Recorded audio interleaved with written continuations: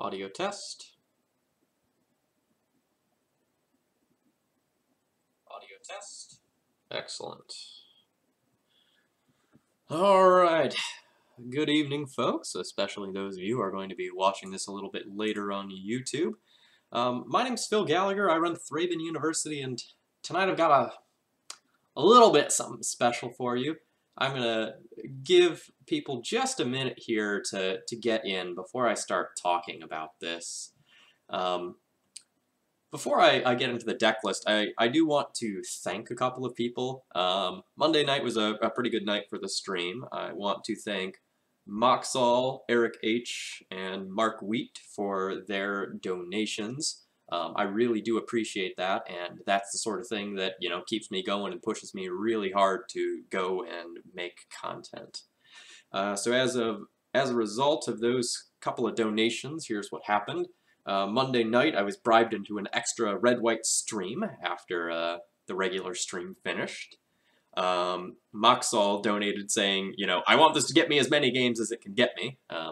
So I'll do a bonus stream in his honor at some point. And then Mark wanted me to do a primer specifically on the Affinity deck.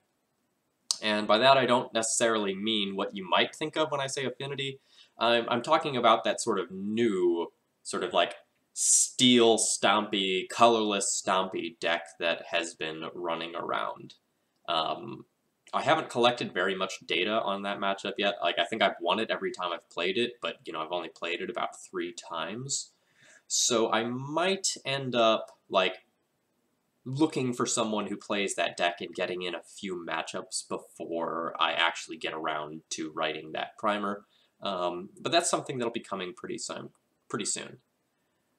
As a result of a different donation, a very large donation, and the donor wants to remain anonymous, ThrabenU University is also getting a handful of new pages and features and whatnot. There is a Coming Soon tab on the menu now, up on ThrabenU University if you want to follow the changes that I'm making. Currently, I'm about 90% done with rewriting the red-white primer. It needed to be updated because the old one still referenced like Imperial Recruiter and didn't talk about some of the key cards like Pia and Kieran Nalaar, and that was just unacceptable, especially given how much Death and Taxes and Red-White Taxes I've been playing recently. That just needed to be updated. So there's a whole bunch of changes coming there.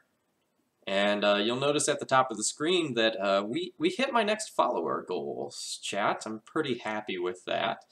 And I promised I'd play a 4 Vryn Wingmare build when that happened on a bonus stream. So I know tonight is just a regularly scheduled night, but I'm in kind of a squirrely mood, so we're going to play a fun deck list. So without further ado, let's jump into this bad boy. So I found this deck list on Saturday. It was one of the 5.0 deck lists that got listed in the dataset that WotC published, and it was by Pavement is Rad 7. And this deck is weird, and it does not have a lot of the things that Death and Taxes normally has in it. So let's kind of just go category by category. A lot of the things that Death and Taxes... Sorry, I forgot to remute that when I refreshed my page. Alright, so Death and Taxes normally runs 23 lands. The red-white build normally runs 24. This one has 25. And that's because it has a whopping playset of Ghost Quarters, in addition to a couple of random utility lands like Horizon Canopy, which can draw you a card, and a Ganjo Castle. That's not one we see very much in Legacy. A Ganjo Castle taps for white, it's a legendary land, and it also has white tap, prevent the next 2 damage that would be dealt to target legendary creature this turn. This is not particularly a great card, but it works together well with Thalia Heretic Cathar, which is in this deck. That prevents Thalia Heretic Cathar from dying to Lightning Bolt, and it can stop both Thalia and other Thalia from maybe dying in combat or dying to some smaller piece of removal like a forked bolt. More generally, looking at the rest of the deck, the rest of this deck is geared for absolute maximum taxation. And that has come at the cost of most of what I consider to be the reasonable cards in the deck. So there is no Stoneforge Mystic package here. There are no generic beaters like Mirren Crusader or Sarah Avenger in this deck. Instead, we have far more disruption than usual. We have Judge's Familiar, everyone's favorite owl. I mean, unless you like Haven Mindsense or more. Which counters a spell. It's, Mana Tithe on a bird. That's neat. We have Leonin Arbiter, which stops my opponent from searching libraries. Although a player can pay 2 to ignore this effect until the end of turn. What's neat about that is that it combos really well with Ghost Quarter. You Ghost Quarter them, and if you have Arbiter out, unless they have 2 mana up, Ghost Quarter is just Strip Mine. And that's neat. Thalia Heretic Cathar further puts strain on my opponent's mana by making all of their non-basic lands and creatures enter the battlefield tapped. That's really frustrating with a fetch land. You fetch for a land, if you're fetching for a non-basic, then that non-basic enters tapped. So the fetch land enters tapped, the regular land enters tapped, and Thalia does a lot of work there. Supplementing that, we have the flying version of Thalia. We have Vryn Wingmare, which is Thalia's ability on a 2/1 flyer rather than a 2/1 first striker. And 1 random Sanctum Prelate to round things out. So let's just kind of conceptually think about this deck list. This is very strange. What this deck is doing is gearing very, very heavily to beat blue decks. Between all of this land-based mana denial, the Judge's Familiars, the Leonin Arbiters, the Revokers for things like Deathrite Shamans, and these 6 cards over here, my opponent is not going to be able to do things like cantrip very consistently. So this deck is going to be very, very good against like combo decks and probably control decks, but against other sort of mid-range, fairish decks that are playing big things like Knight of the Reliquary and Tarmogoyf, we might have a little bit of trouble. Isn't this basically a mono-white modern Death and Taxes deck with a few more legacy cards?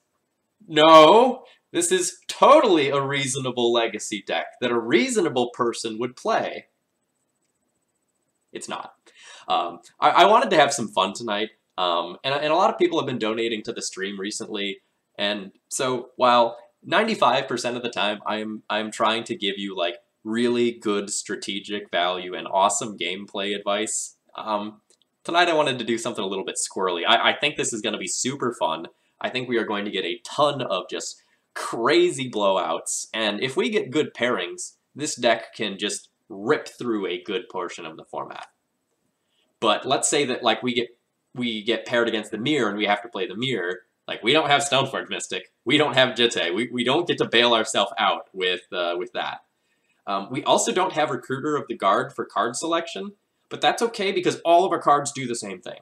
Like every card in this deck is a mana denial card, except like Mother of Runes, really. Everything else in some capacity or other can really deny mana in some way. So Rex confused about the 25 lands. Why not trim Canopy and 1 Revoker to fit into Recruiter? So with this build, we are trying to maximize the power of our mana denial elements. And so we have this Ghost Quarter, Leonin and Relin Arbiter combo that can blow up basic lands. And we also have like just Ghost Quarter as Strip Mine against decks that don't have basic lands, which are going to be like our things like our Delver decks.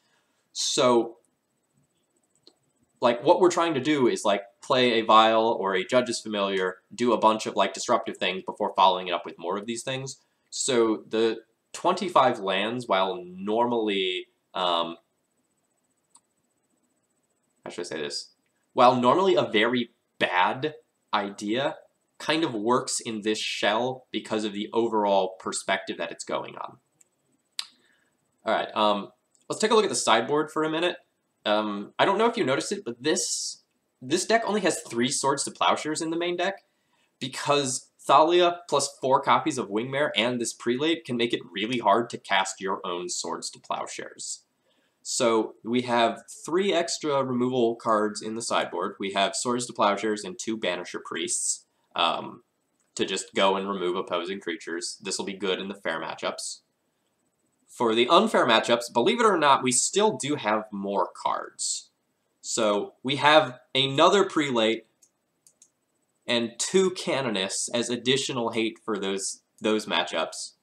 And then we have a handful of like more specific cards. So like we have Relic of Progenitus and Fairy Macabre for graveyard hate.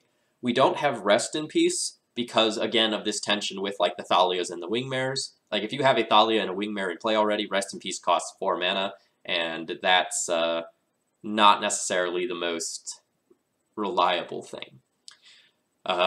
Additionally, we have these Veteran Armorers. If you take a look at this deck, it is super heavy on X1s. We have Mother of Runes, Judge's Familiar, Thalia, Vryn Wingmares as 4-ofs, and then 3 Revokers and 2 Flicker Wisps.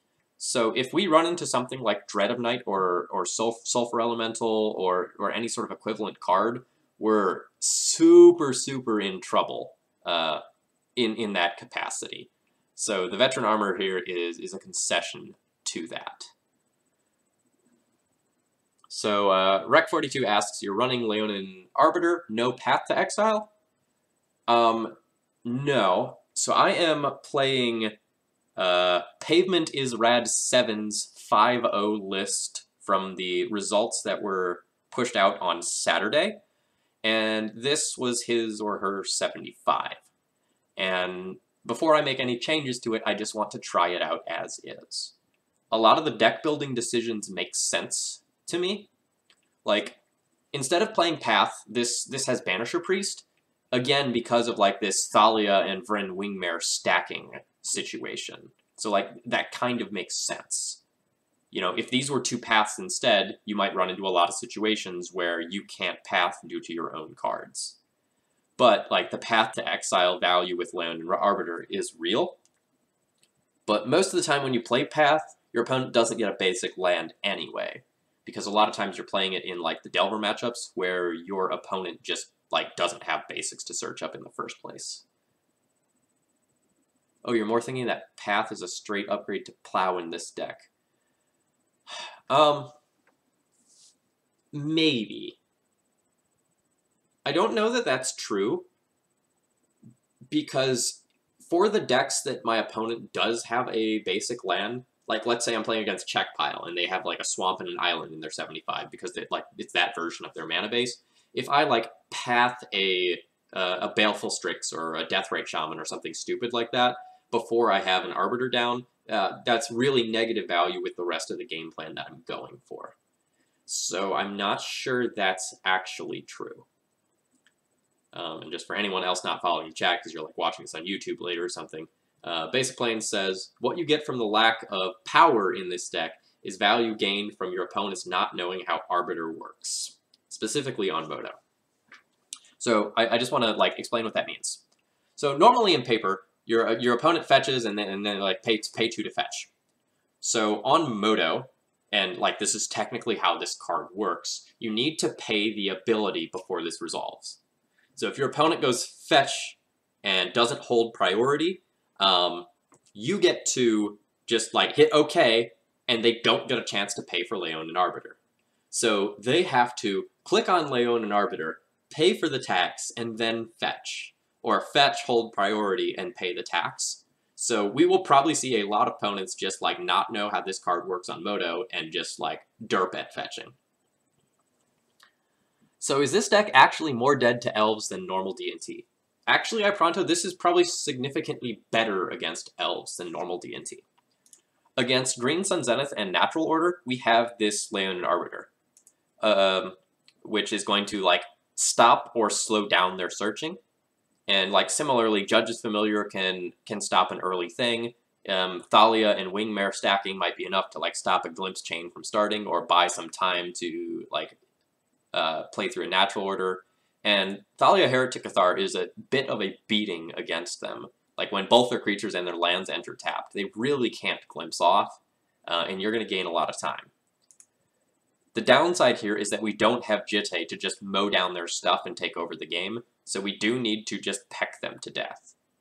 So I think we're fine against elves. Like, not good, but like we're probably at least at parity, if not better, than normal D&T against elves. And like in the sideboard, we have like another Prelate, 2 Canonists, another Thalia Heretic Cathar, a Containment Priest. Like, that all seems pretty good, and like a Swords as well. So, sort of the downside of this build that I'm going to play is that I have no idea how we're going to sideboard for a lot of matchups, because so much of the main deck is redundant, we might end up like sideboarding in some really weird ways. I think that's all that I have to say about this deck and sort of our pseudo deck tech here. Chad, if you have any questions, I'm going to give you a minute here to go ahead and ask them before I get into the swing of things.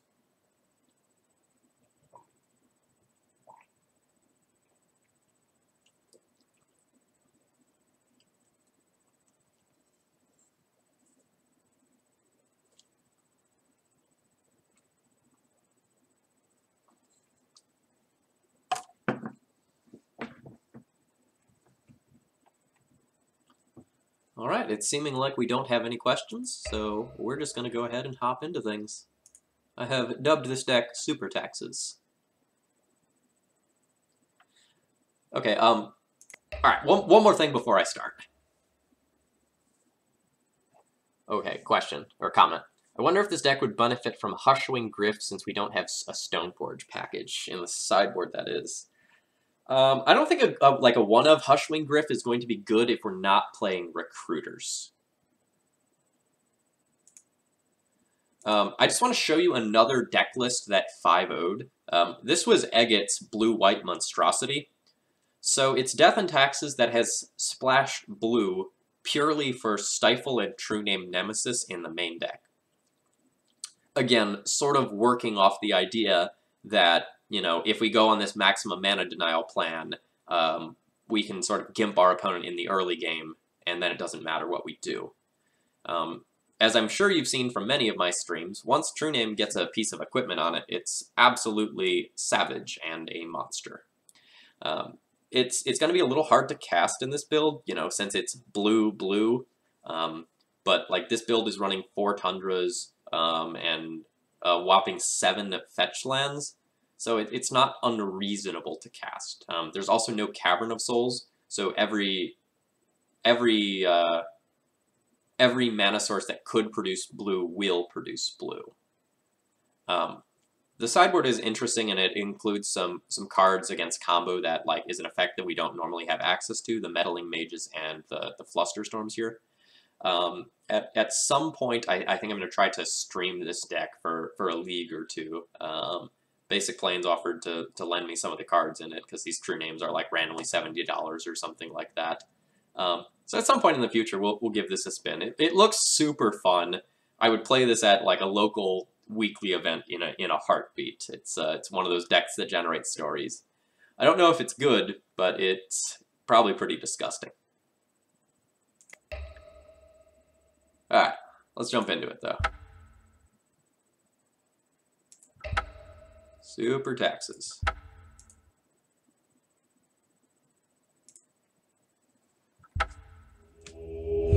How speedy.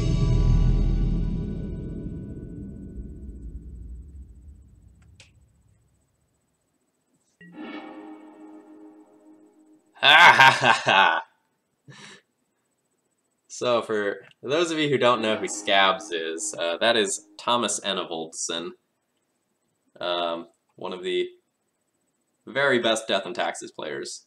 And it's super unfortunate that I'm paired against him when I am playing this build. Alright, looking at this hand, we really need a second land. This hand has all the sorts of stuff we want if we get that second land, like with the Revoker to stop a Stoneforge, a Leonin Arbiter to stop the Stoneforge, but we'll just like lose if we miss on the land drop, so I'm going to go ahead and ship this one. I know we have like 24 more lands in the deck and we're very likely to hit, but I don't think I want to take that risk.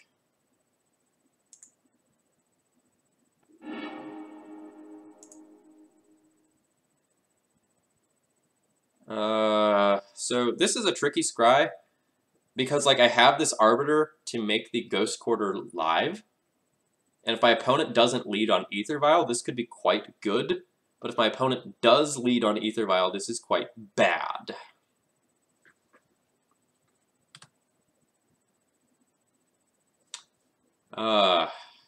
That's rough. I'm going to go ahead and bottom this and try to find some more gas, I think.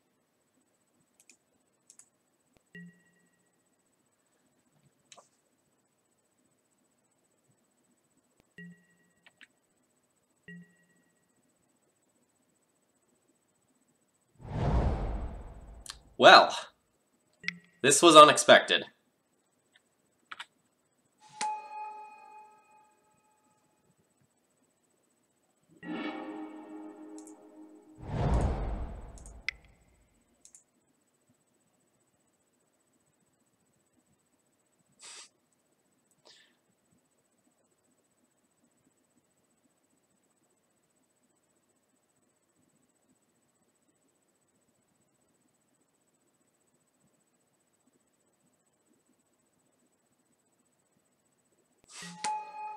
My opponent gave that Judge's Familiar a big, long stand down. Would the Arbiter build even be worth testing IRL? I don't know. Probably, like, I would play it at a local Legacy event, especially if your metagame is full of, like, blue decks and, like, decks of that nature. But I don't think that I would, like, seriously test this for, like, a GP or anything of that nature.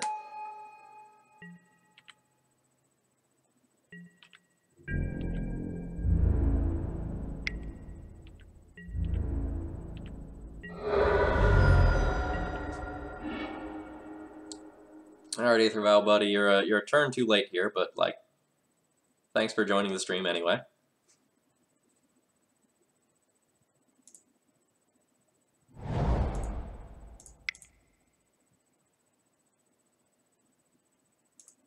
Do you think D&T will see a rise in play due to the port reprint? Yes. Oh god, yes, absolutely. Like, D&T is going from being one of the most accessible decks in the format to probably the most accessible deck in the format that isn't burn. So, yeah, we're going to see more D&T on paper. We're going to see more random people picking up the deck. We're going to see more people who have the deck just sitting around in their bag for someone to borrow as well. Alright, unfortunately my opponent is going to get to Fatal Push, and my Judge's Familiar is not going to get to deny that. So they are going to get to fetch safely.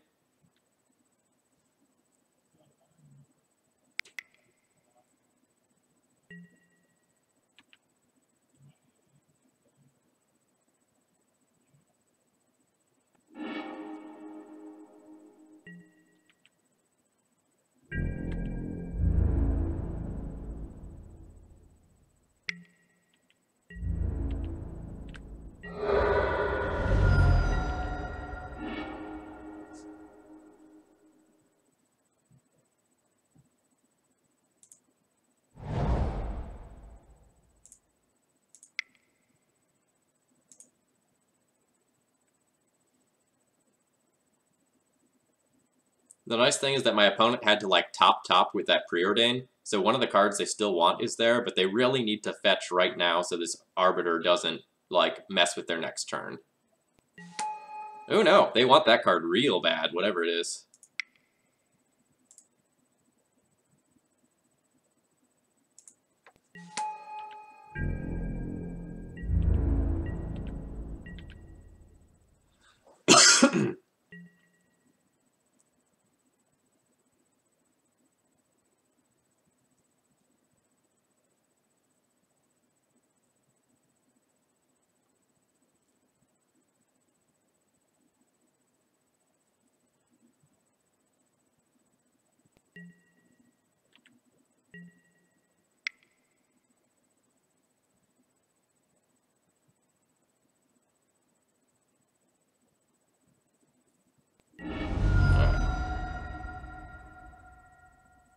So my opponent correctly knew how Leon and Arbiter worked.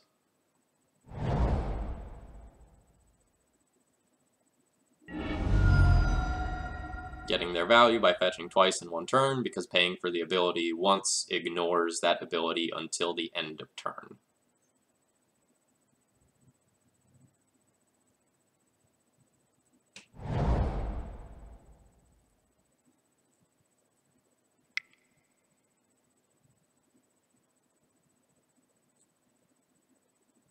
Oh man, I hope this isn't something like a Gurmag Angler, because I can't beat that right now.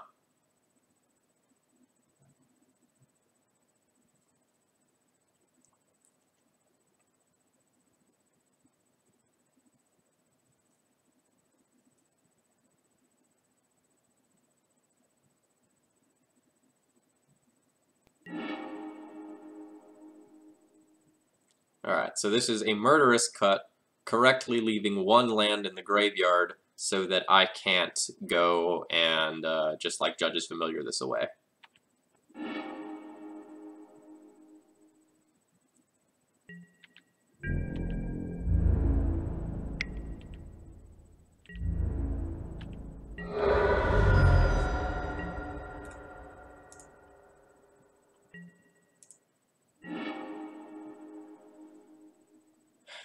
Alright, we are not doing very well this game. That can potentially change very quickly.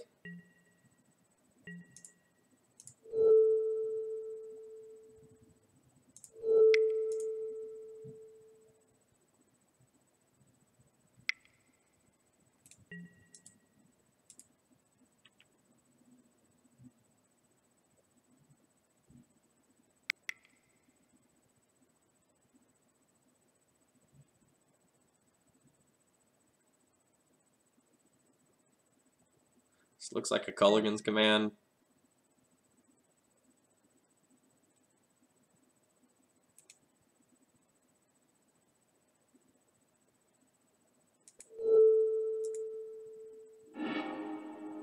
So we'll try to counter that. My opponent will just pay, because it still blows up the Aether Vial.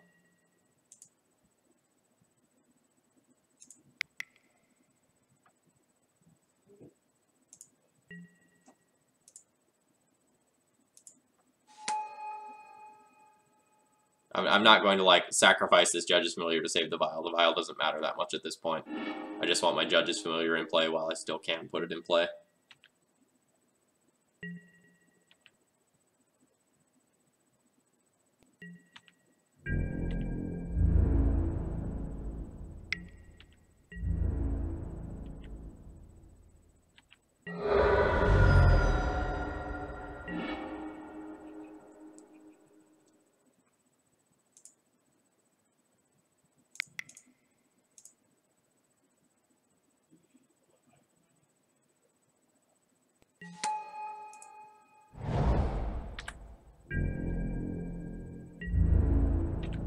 Glad to have you here, Ginger.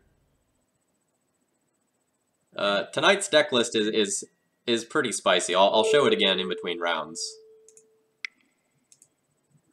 But, you can see we've got a Judge's Familiar in play, so that's the sort of night this is.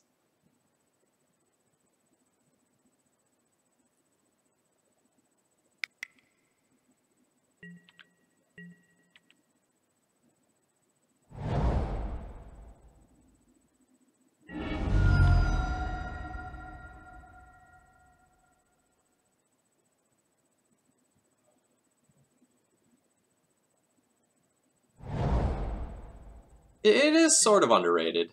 It has its own set of issues, but it's a fine card.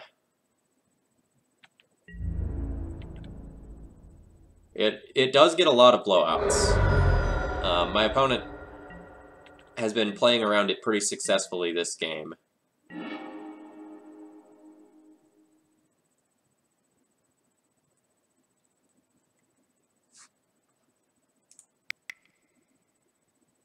Ooh.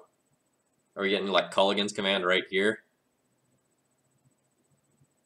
So I discard a card and it deals 2 damage to the Wingmare. That's pretty devastating. And again, since my opponent has Judge's Familiar up, or excuse me, Deathrite Shaman up, I can't just like blow this away. So that's frustrating. Not much we can do about that.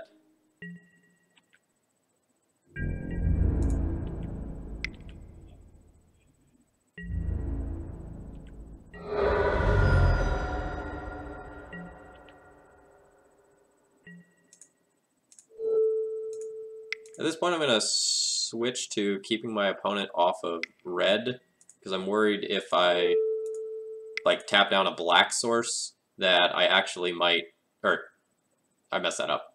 So I should have tapped like Volcanic Island and Island, so that my opponent couldn't use the mana to like activate Deathrite.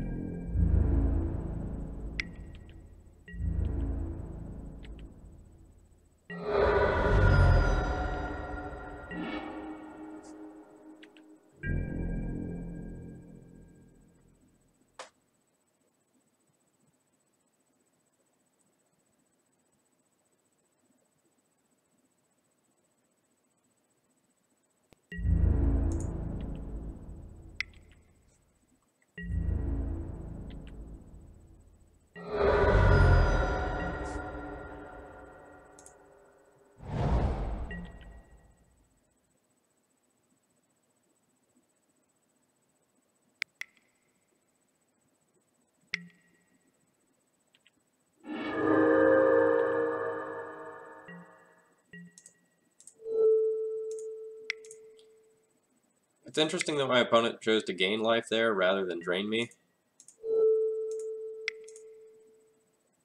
I think they are definitely the aggro deck right now, rather than... Like, they are the aggressor, they're hitting for 3 a turn, I'm hitting for 1 a turn, so they're really far ahead in the race.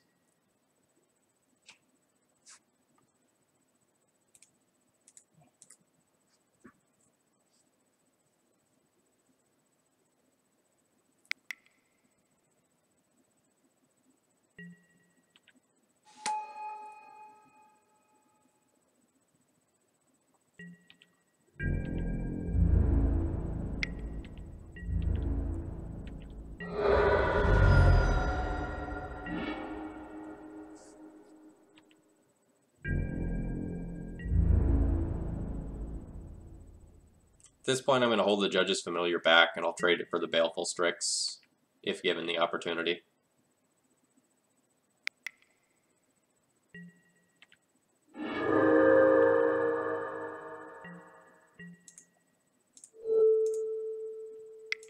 Opponent again opting to eat rather than drain me, which I do think is weird, but my opponent is a very, very good player, so...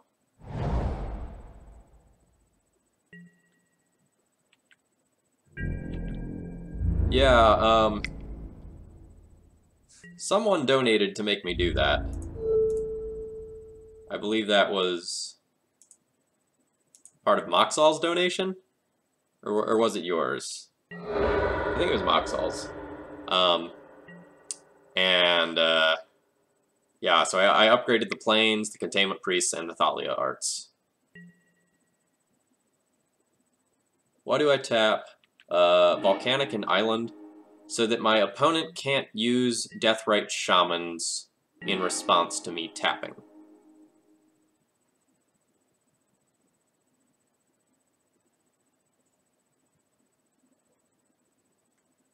Yeah, but, like, my opponent has, like, double Culligan's command in there, so, like, they could have definitely eaten their Murderous Cut, like, pretty safely, I think.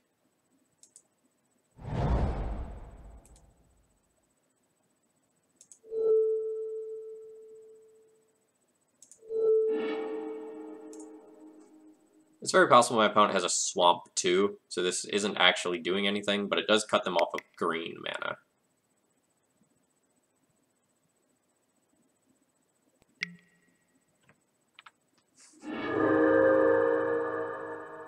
Why do you keep going so big?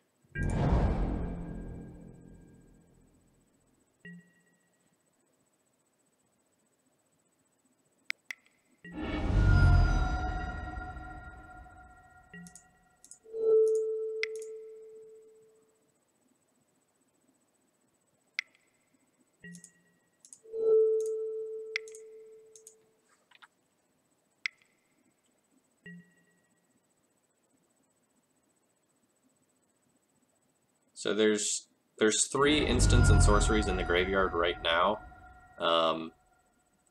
So that's 6 damage from like Death Rites alone. So my opponent will like probably start swinging in with 1 Death Rite, draining with 1 Death Rite. Oh, jeez, is it just like call against command me to shock, and then make me discard a card? Oh yeah, so this is Snapcaster call against command. Alright. That's, yeah, alright. We can die to that. That's enough. I'll tap out there. Alright. So we're playing against check pile. Draw. Lost. Maybe on the play for game 2. Playing against Scabs. So game 1, OP plays around mana denial successfully. Alright, so let's figure out what we're doing. These relics are probably coming in to like stop Snapcaster shenanigans and whatnot. And I'm going to bring in a pile of cards that I would consider.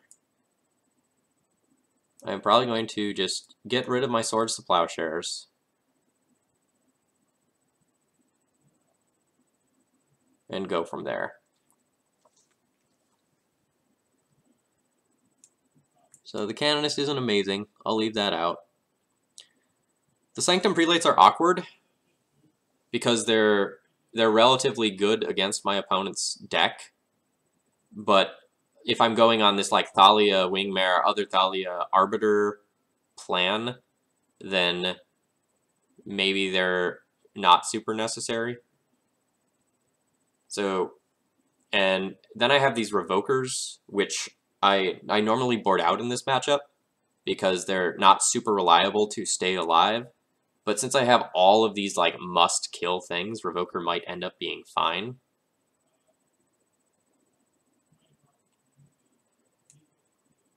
And maybe I shouldn't play scared of like some sort of -1 effect and bring those in. I definitely want this. I probably want this. I guess I could trim a Flicker Wisp. Or trim a land.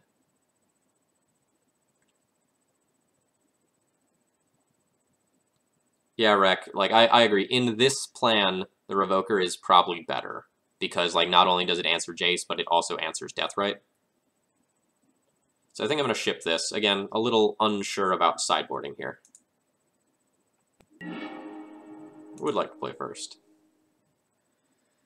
So this doesn't have a white source, but it has a really good Vial hand.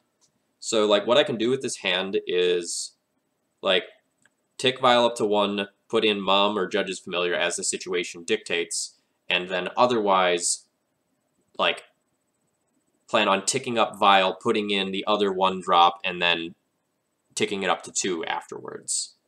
So I think I'm going to go ahead and keep this here, especially considering that I have 25 lands.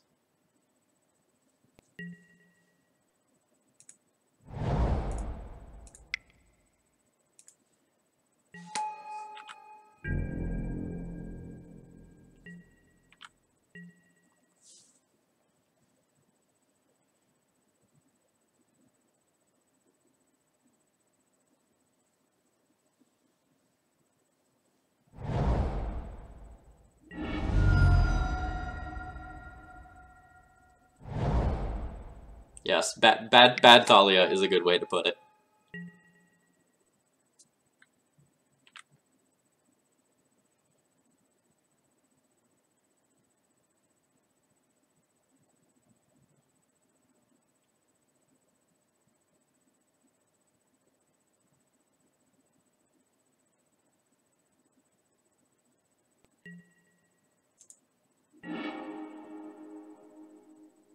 Second Judge's Familiar, not the best draw.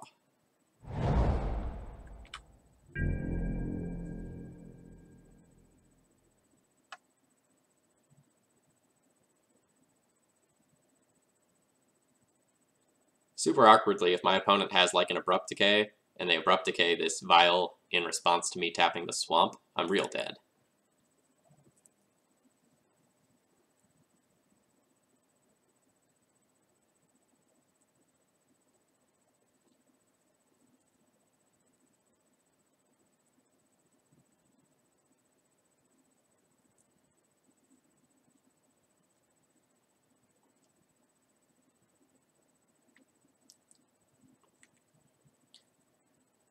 So for anyone who isn't familiar with my stance on Thalia Heretic Cathar while we're waiting for my opponent here, Thalia Heretic Cathar is a really good card in Legacy if you can accelerate it out a turn or two early. Like on turn 2, especially on the play, Thalia Heretic Cathar is pretty stupid. It's very powerful, so like if you lead on something like a Noble Hierarch or like a Chrome Mox that lets you put it out early, it can be really good.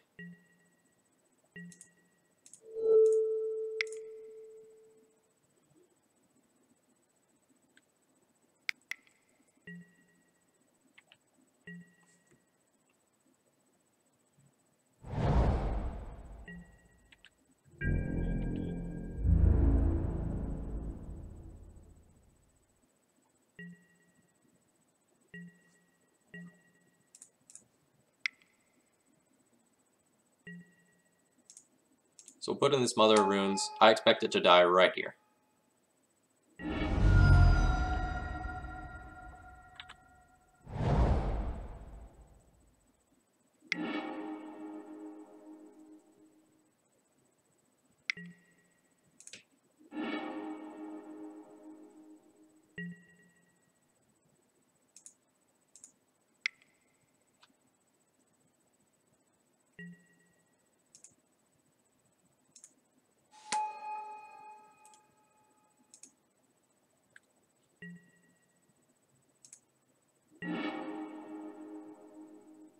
So we have really strong mana denial elements beginning next turn.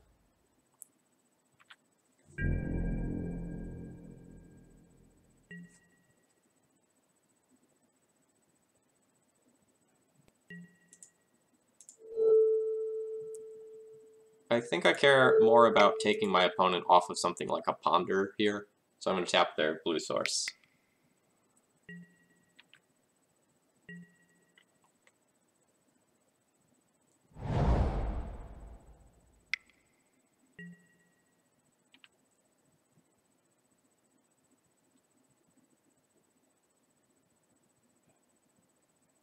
Yeah, so like I've played Thalia in like the like white stompy decks that can go like Chrome Mox Ancient Tomb turn 1 Thalia, and it's really busted there. I played it in Vintage as well, and I was very happy with it in Vintage.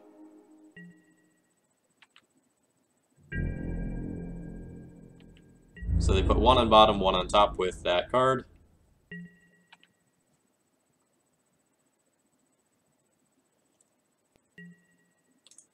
We'll use it for Vital's ability.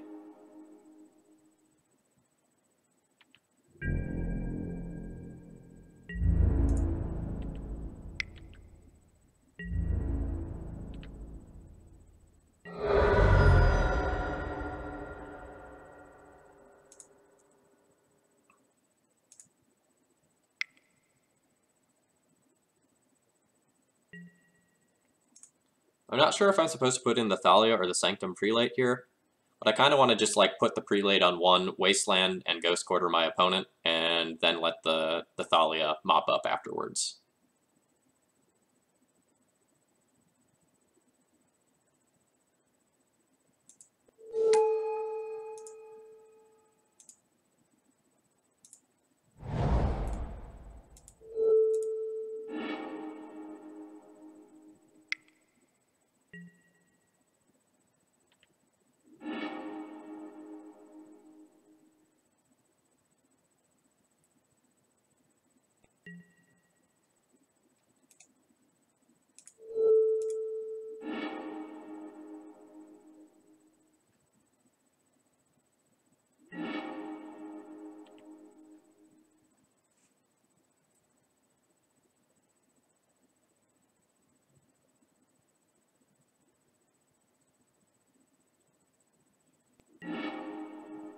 Oh, that is unfortunate.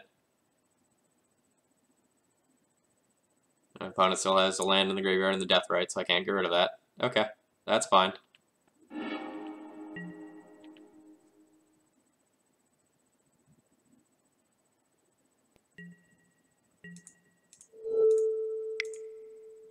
We've probably done enough damage to my opponent's mana base, though, where they can't easily come back from this.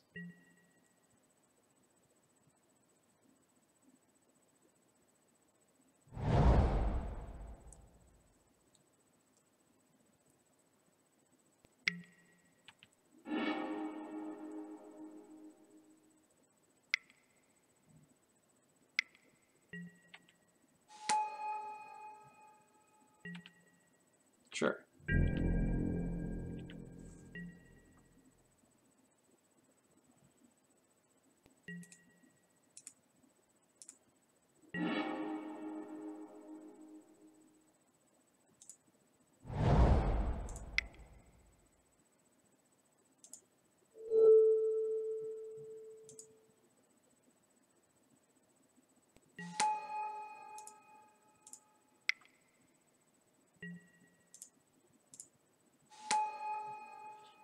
And now I can either just like wasteland my opponent to take them off of this trop, or continue porting them.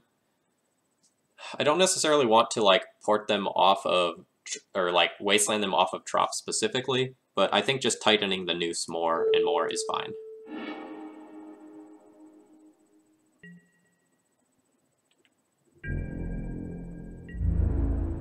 And I am fine with offering a trade for half of a card here.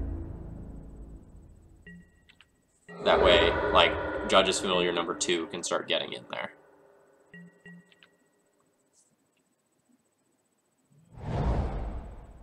Alright, opponent has lots of lands, so they're in luck. But I'm cracking for 4 a turn and porting. So we'll see how they can do.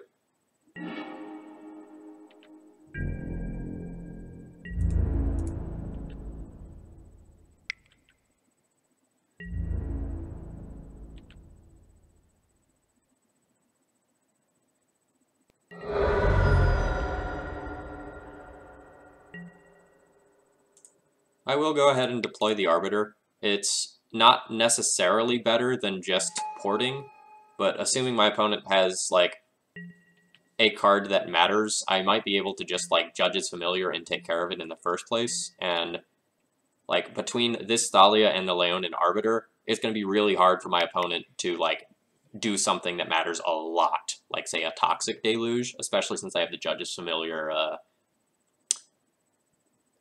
backup as well.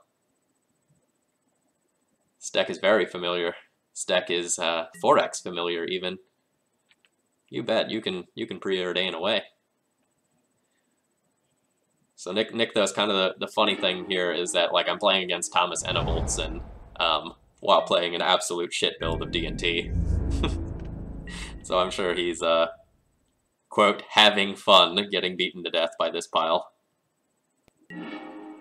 Oh man, that seems decent.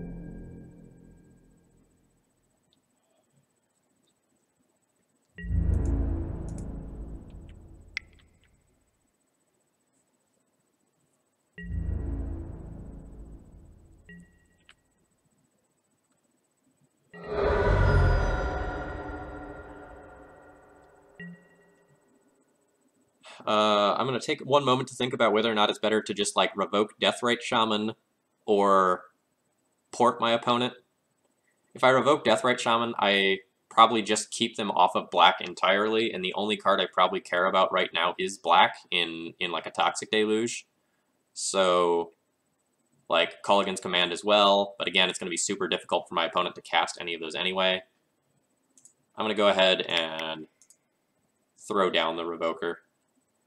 I don't think I'm in real danger of losing to anything, save just, like, multiple 1-mana removal spells on my creatures to keep me from closing the game. Ooh, the Desperation Snapcaster Mage. I see.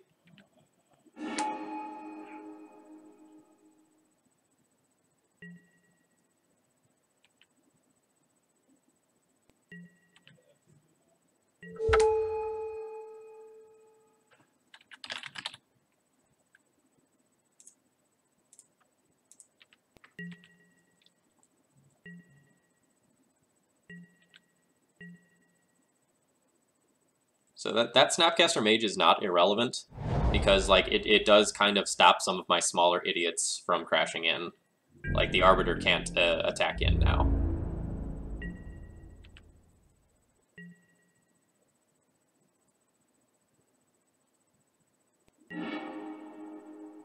Alright, a Wasteland, you say. That will be solid. So if I crash in with all of my guys, I lose both Revoker and Arbiter, and my opponent takes this Thalia off the table. So I probably won't attack in with everything. I'll probably just kind of like play this patiently.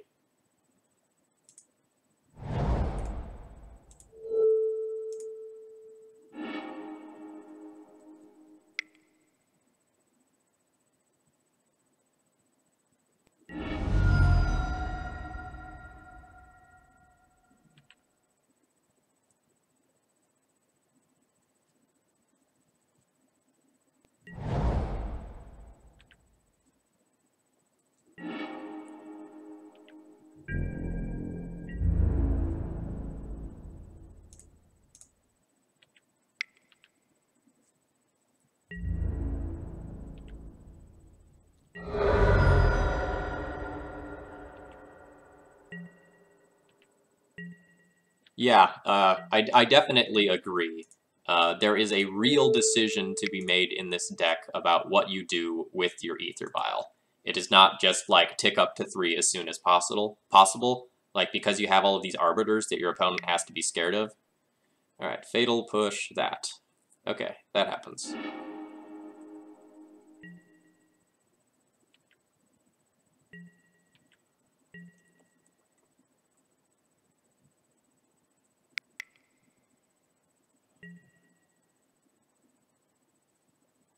So, like, because this Deathrite is turned on now, I can't actually go and counter this Brainstorm with it.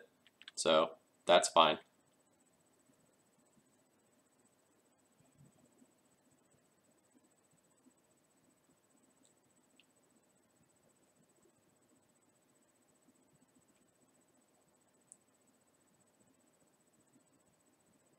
So just to, like, conceptually talk about this deck a little bit. Alright, never mind. I'll do it when my opponent has sort of a break in the action here and is thinking.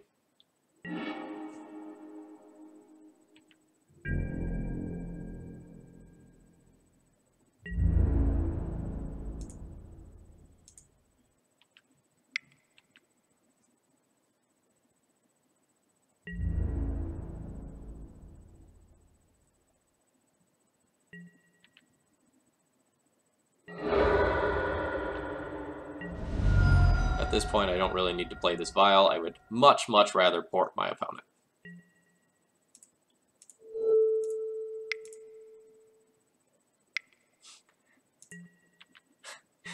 You cast BS. Seems like a good time, too. Yeah, my opponent keeps it up. Alright, so game 2, win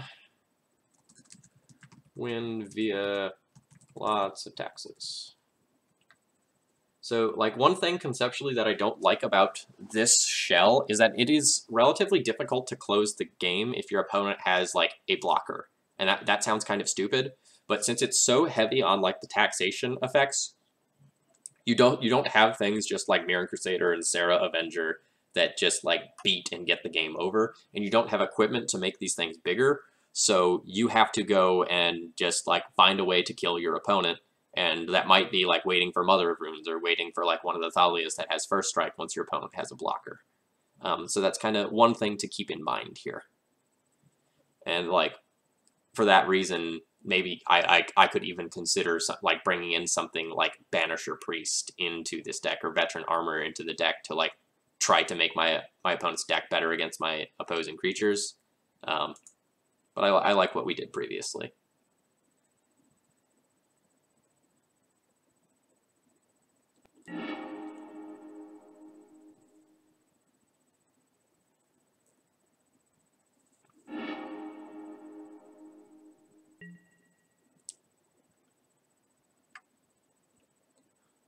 This hand has a lot going for it, and I'm going to go ahead and keep this even though it's a one-lander. Like, we have 4 1-drops in our hand, and that's really absurd for a D&T deck. So, like, even though it's a one-lander, I have a ton of value here. I really don't want my opponent to lead on Deathrite Shaman. Like, it's probably what's happening, but, yep.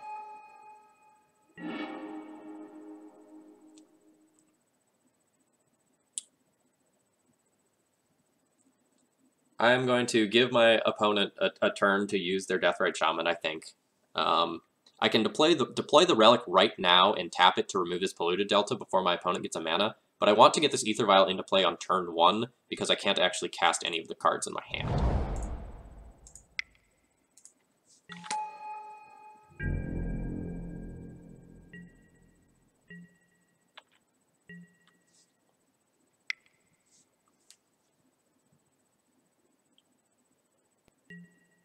So how low do I think ports will go?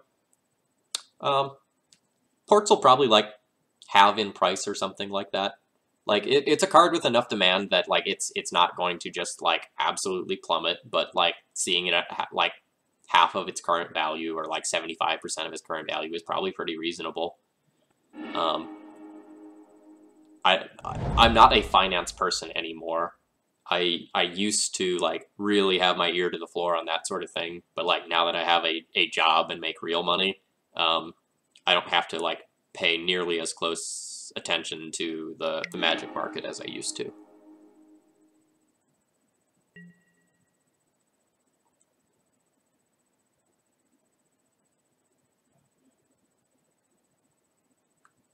So, like, if you're looking for a good point of comparison, I would look at what the Caracas reprint did to Caracas.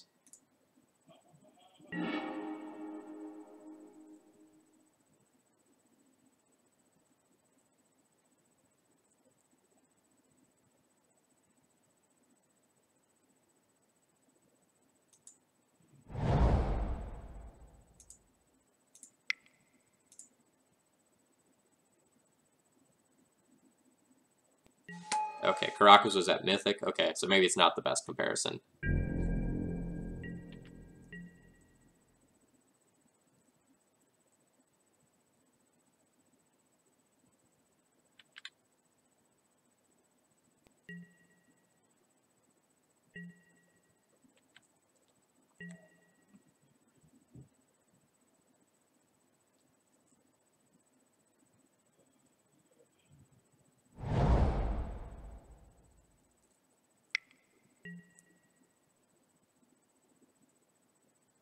Him to Turok me.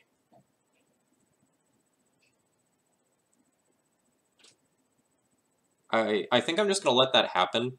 I can violin a Judge's Familiar right here, but I don't necessarily care if both of my Judge's Familiars go away. That actually might be preferable. And I don't want to just crack this Relic yet, so I'm going to let that happen. Alright. Arbiter going kind of sucks. I wanted to keep that.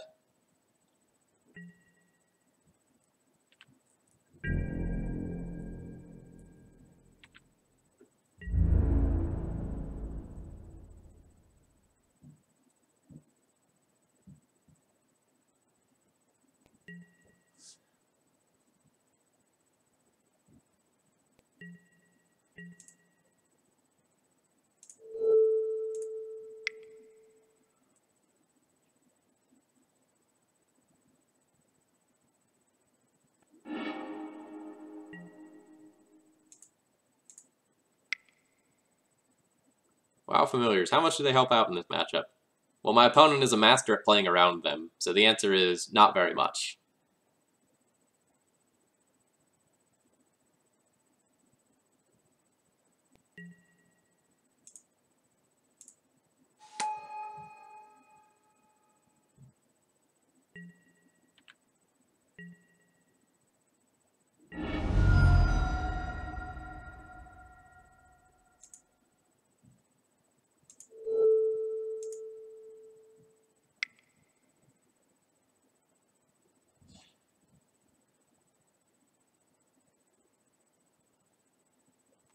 my opponent fetching here in order to not get got by a potential arbiter. And now my opponent is cracking this to try to get me to like pop the wasteland. So I'm actually going to pop the wasteland, or excuse me, the Relic of Progenitus. But first I'm going to wasteland them. We'll let that happen. And then I'll crack this, get my card, and we blank the Deathrite Shaman activation.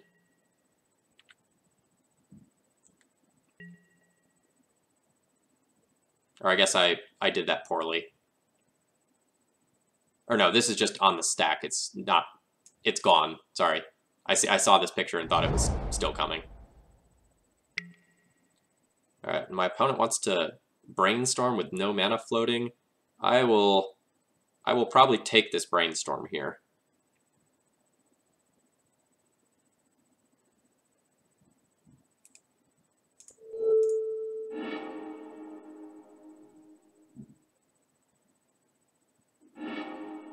That was a really interactive turn. Now I have to decide whether or not I want to, like, try to get my opponent if they fetch, but if they fetch, they'll, like, just pay the 2 right away.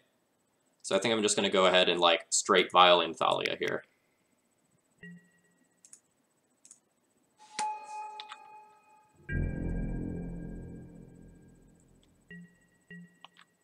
I am not going to hoot Enna Voltson. I have too much respect for him. We'll hoot all the random people I don't know.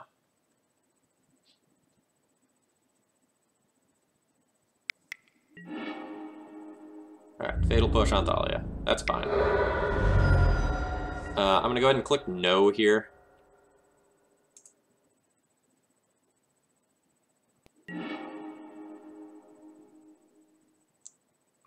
And this time I'll wait and see if we can get my opponent.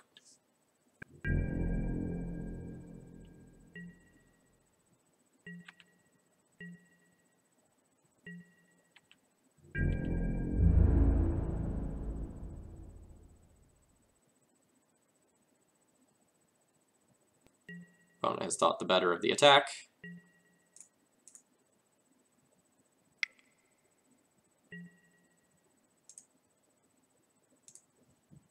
We'll put in this Arbiter. It'll probably die right here before I have the chance to tick the Aether Vial up. Yep, as expected.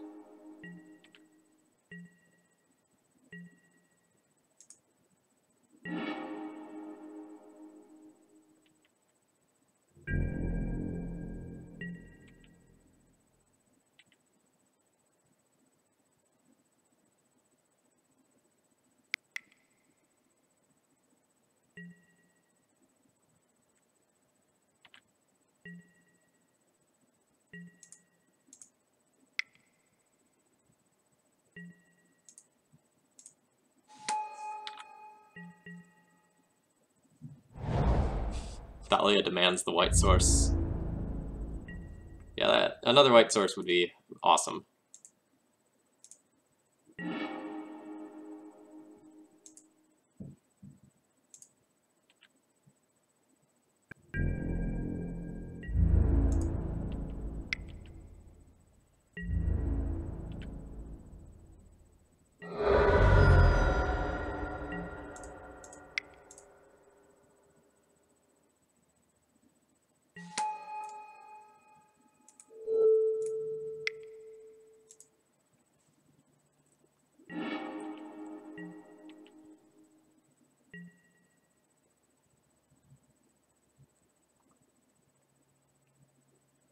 Sort of the cool thing is that if my opponent goes and removes my Thalia, I can violin a new Thalia without having to, like, ever give my opponent the opportunity where its ability is not active.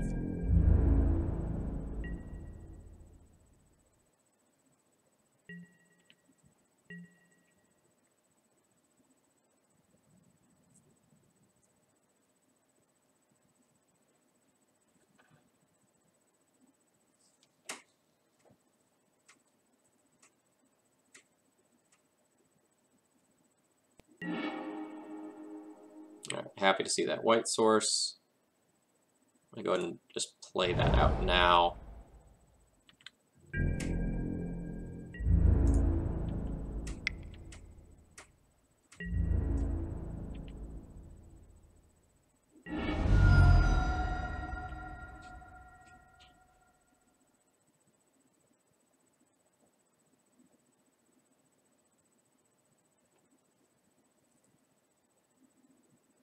So my opponent can't get a land that comes into play untapped here.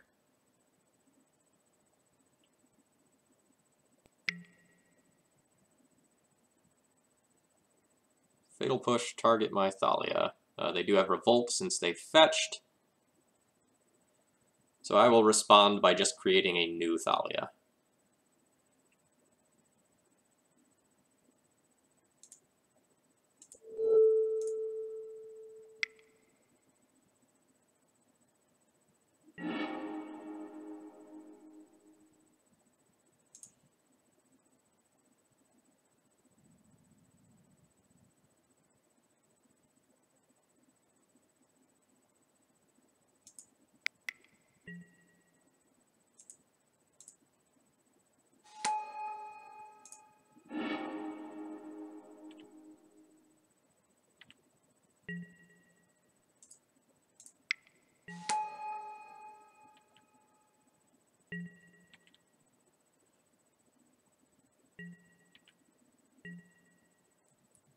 Yeah, I will show the whole deck in between lists. It's rather interesting.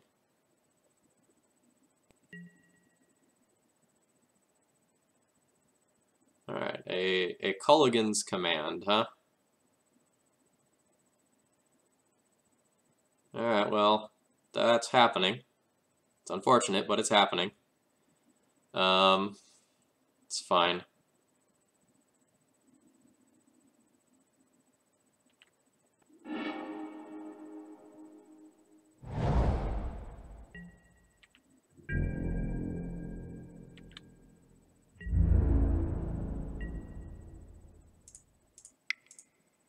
I'll go ahead and cycle this here. I know it can give my opponent an opportunity to like make a mana or drain me, but I probably just need another card.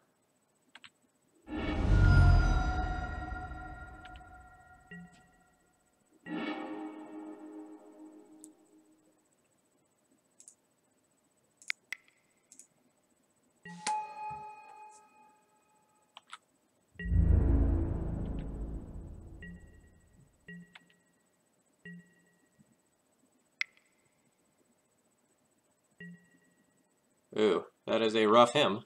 Okay.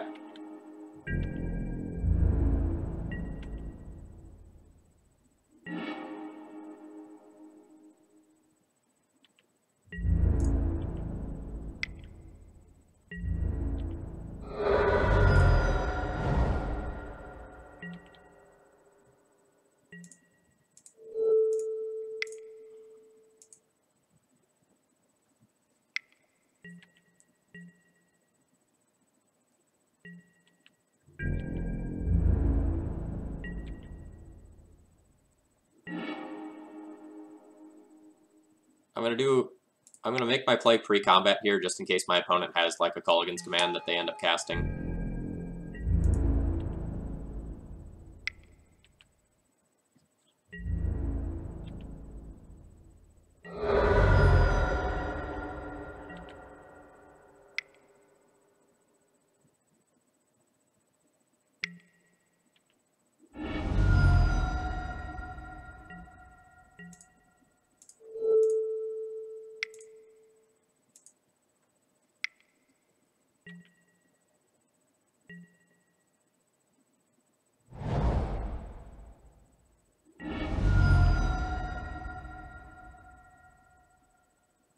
Oh, my opponent in their haste just got by Leon and Arbiter. They fetched without paying the ability.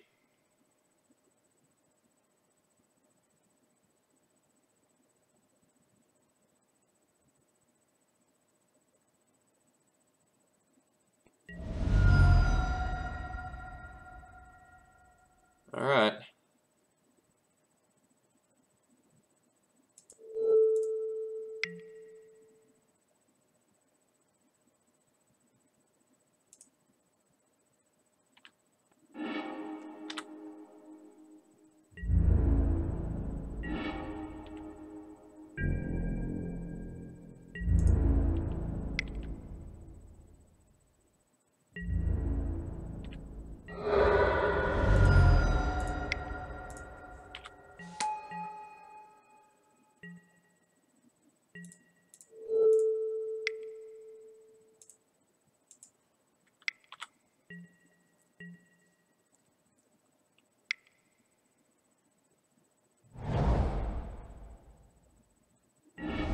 So my opponent paid 2 to fetch for Arbiter. Let's see what they have for a follow-up now. Nothing of note.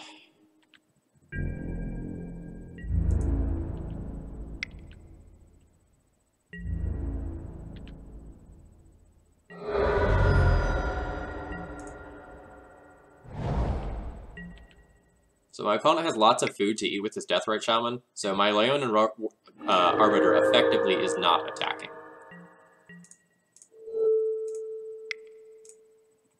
But my opponent has 1 minute and 15 seconds left on their clock, so like just surviving is not good enough. I am at 15 life. There aren't enough instants and sorceries in the graveyard for this Deathrite Shaman to go the whole way. Leovold just gets bounced by Caracas. And I will probably just bounce that right now.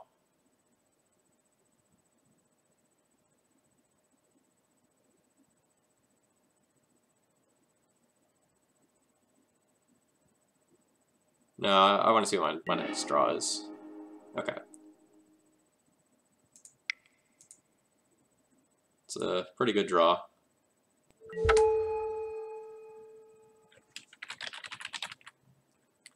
So that shuts off Deathrite Shaman. And now I can just kind of...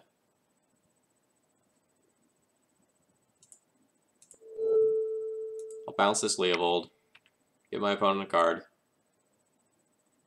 and just kind of get in the red zone here, and just try to close things out.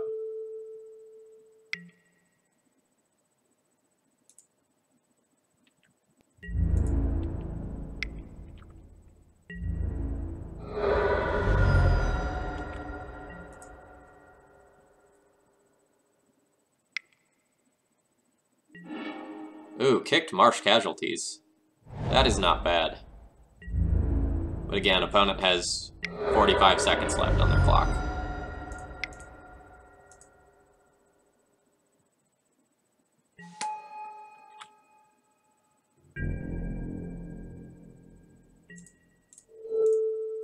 Keep them from redeploying the Leovold.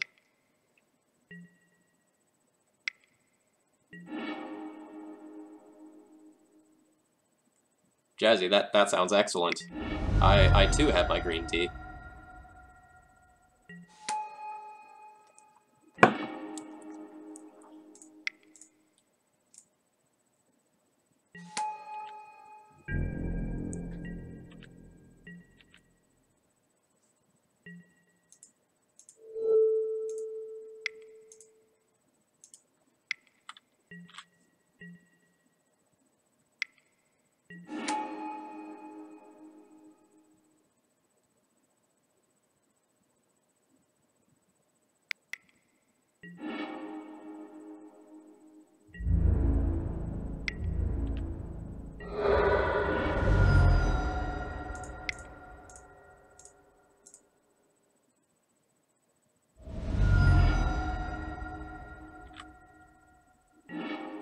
And my opponent is just going to be like seconds away from winning the game, and they're going to time out.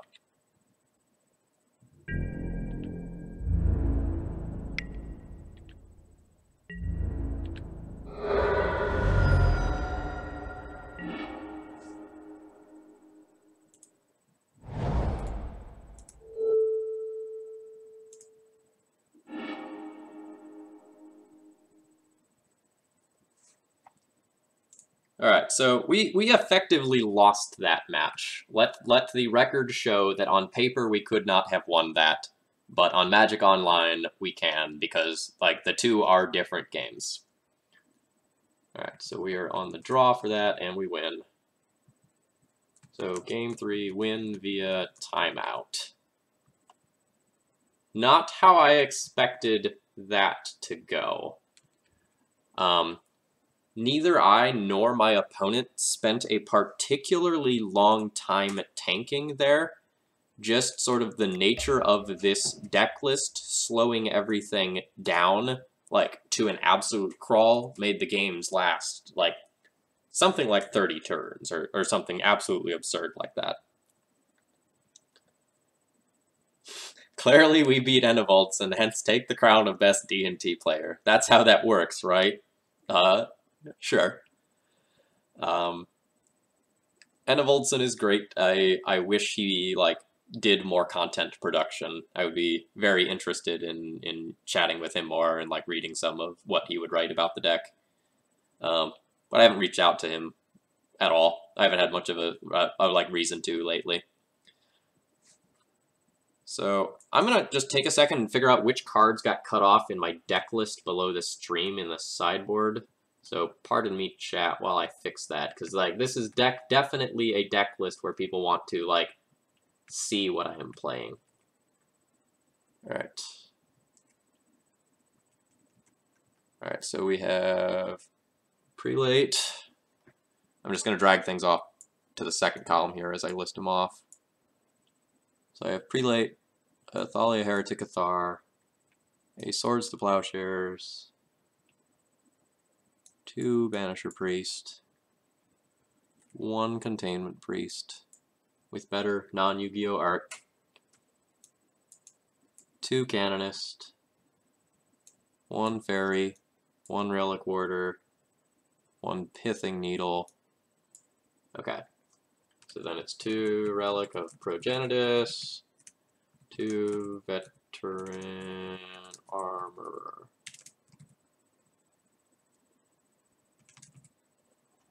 Alright, so I'll submit that changes. And turn off editing panels. Alright, thanks, I got it. Okay, so for anyone who joined in the middle of that very, very long match, we're playing kind of a bullshit D&T build tonight, if I'm being completely honest with you. With all the taxation effects we can find, 25 lands, 4 ghost quarters, and no reasonable cards that end the game quickly. Buckle up, it's gonna be fun. Yeah, so Spawn, the D&T deck when I bought it last summer was like $700, and then some of the cards got reprinted and it dropped a little bit. So, like, D&T online might reasonably cost like $300 or something like that now.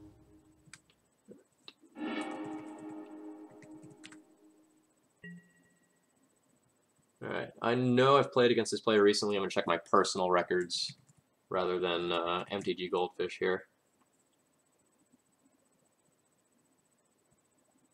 I think they were a Delver player. So they played Delver and Ad Nauseam.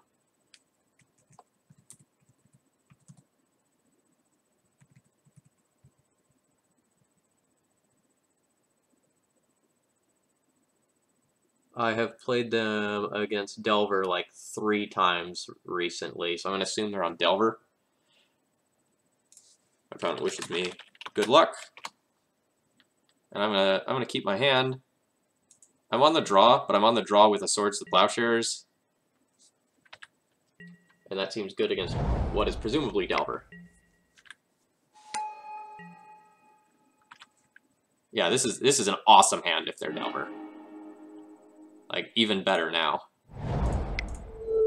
We'll try to remove the Delver immediately, and follow up with Wasteland and Judge's Familiar on the next turn. If our opponent dazes or forces, that's fine. Like, when they go and play this, like, super mana efficiency game, and we muck with their mana efficiency, it's Danger Town for them. Missing the blind flip is also very rough for them. Second Delver is scary, though. Second Delver is very legitimately scary.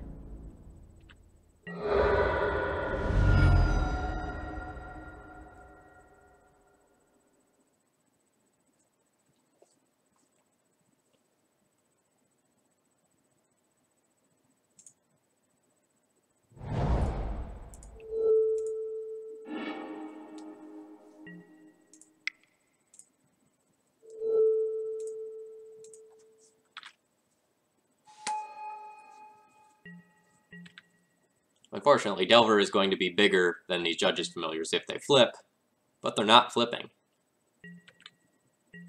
So that's great.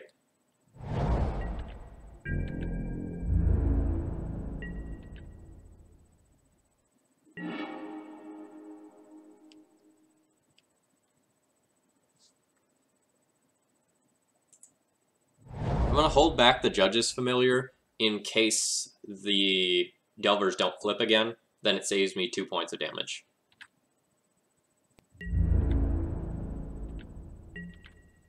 This also prevents my opponent from doing something like brainstorming at my end of turn. Ooh, Ponder. I could Ghost Quarter my opponent's fetch land here to prevent this Delver from flipping, but since I can trade one Delver with Vryn Wingmare, I don't think I actually want to do that.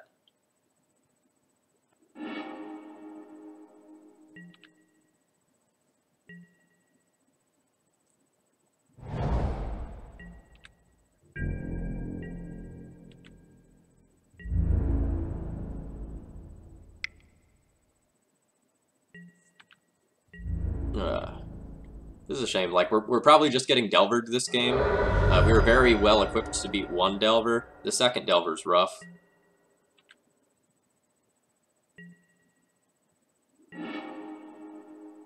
Opponent tries to destroy target non-basic land. This is just a pure tempo play.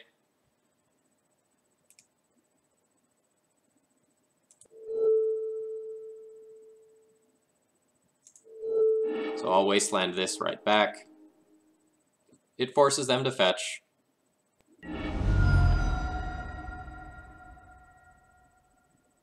So D&T's common win con is not what we're doing tonight. So commonly you will see things like Mirren Crusader and Sarah Avenger, as well as a Stoneforge Mystic package to try to close the game quickly. The deck list that I'm playing tonight is really tax-oriented, so it doesn't have any of that stuff. The deck list that I'm playing tonight is probably not good, but that's not stopping us from playing it. If my opponent doesn't have a counterspell, we're actually in pretty good shape. Not great, but pretty good, because I can, like, Flicker Wisp to flip a Delver,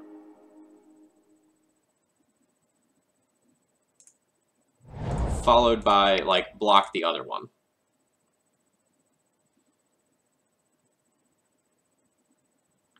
If my opponent has a counterspell here, though, I probably just die. Oh no. There's hope.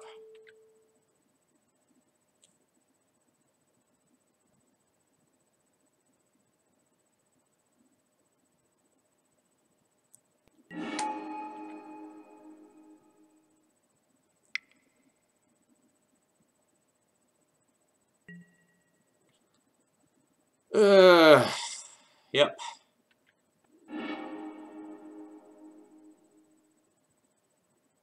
So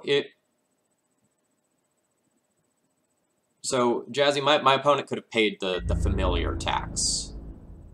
Again, we'll hold back the familiar. The familiar is not a hard counter; it's a soft counter. So when they have 2 mana up, the Judge's Familiar does nothing.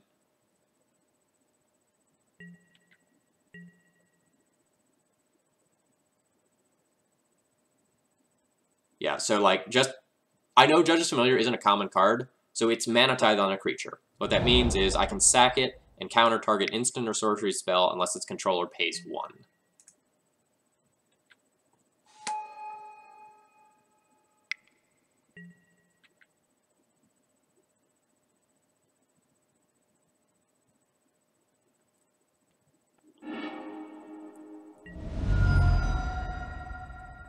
Does not bode well for me. Like, my opponent has this Deathrite and a Delver that's flipped.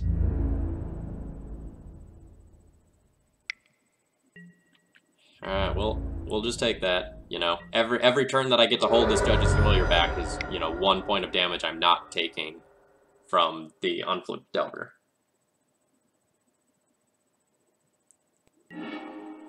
Okay, we're dead. We're not beating this.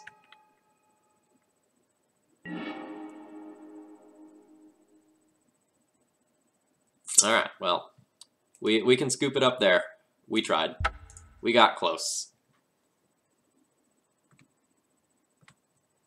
Alright. So we're playing against Grixis Delver. We were on the draw? Question mark? We were on the draw. And we lost. We're going to play for the next one.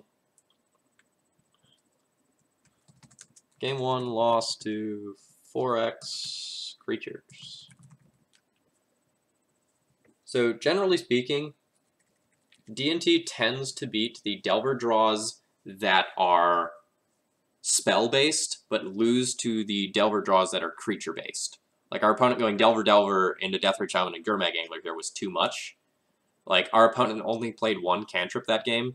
Like, if one or two of these had been cantrips instead, and, like, I would have had time to, like, get this in play, kill the initial Delver, put the prelate on one, like, we could have turned this into a very different game. But that didn't happen. So we'll bring in some incidental graveyard hate and extra removal for this next game.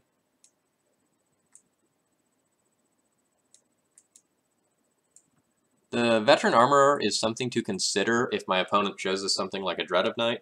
I don't know if I'm going to bring it in blind.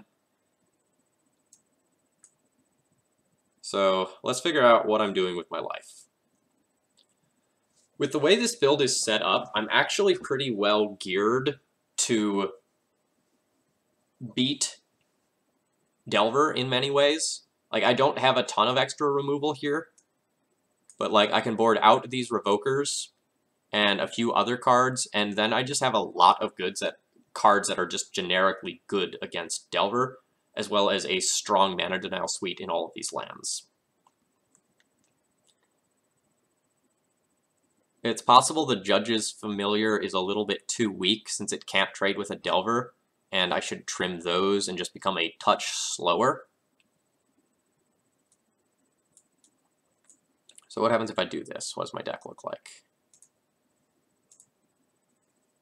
So Mom, Swords, Vial, Relics. Alright, I like all of this. Arbiters and Thalias. We're a little top-heavy if I do this. But, like, I don't necessarily think the Judge's Familiar is great against Delver anyway. Like, it's sort of a medium power level card here. It's much better against, like, the unfair decks, or, like, sometimes even against the control decks, where, like, you want to counter a key card like Culligan's Command. So I think I'm going to run this.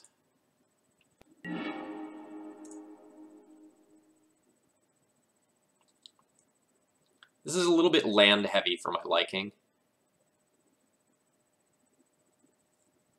Like, 5 lands, none of them are a wasteland. These two cards are both okay in the matchup, but I can probably do better than this. I'm going to ship this one. Sand is much better. Sand is much, much better.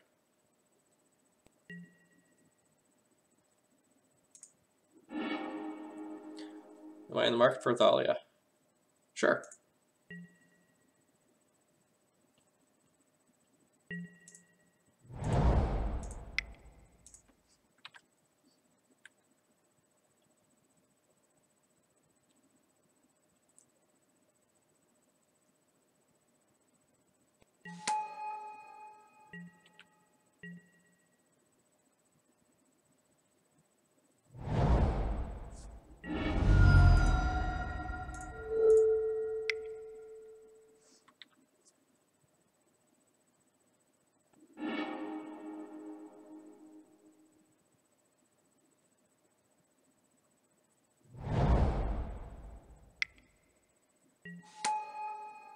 Deathray Shaman.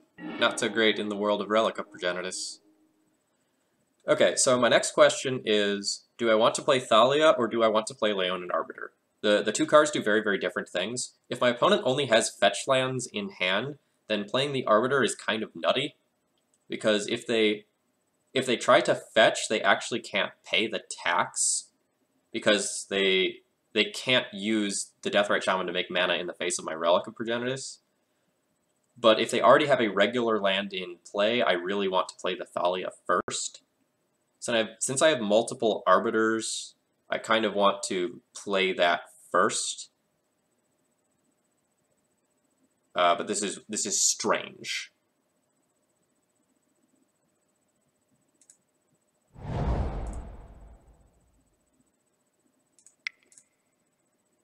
Yeah, Rek, I came to the same conclusion.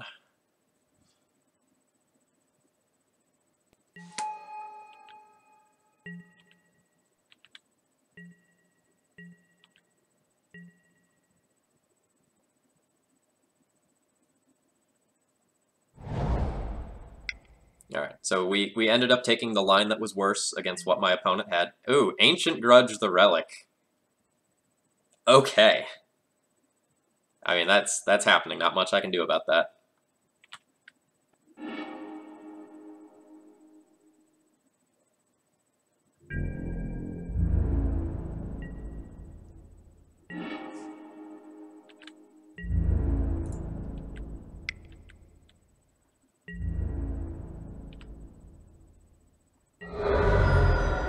So now, rather than stack Arbiters, I'm going to diversify my hate.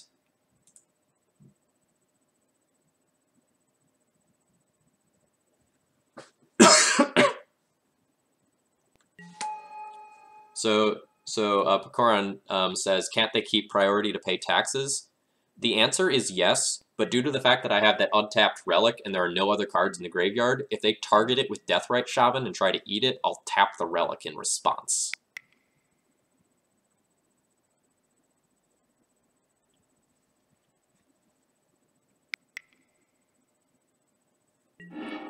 Alright, my opponent bolts the Thalia.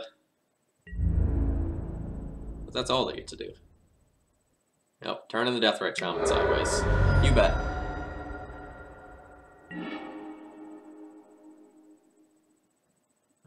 There are no lands in the graveyard, so there's no food for Mr. Deathrite Shaman. So I'm going to go ahead and leave him.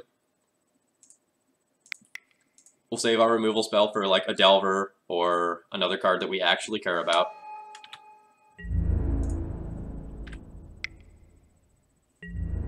And now my opponent's fetch lands are dead.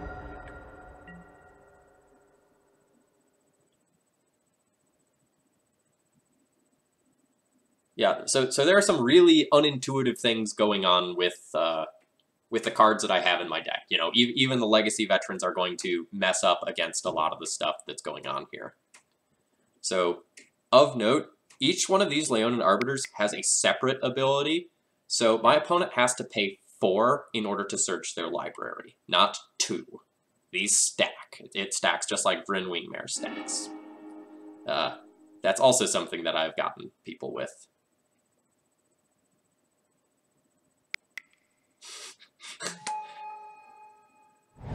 Oh, Mr. Owl, how much mana does it take for our opponent to find a land? Let's find out. They found one. But, they're not doing anything with it, that's for damn sure.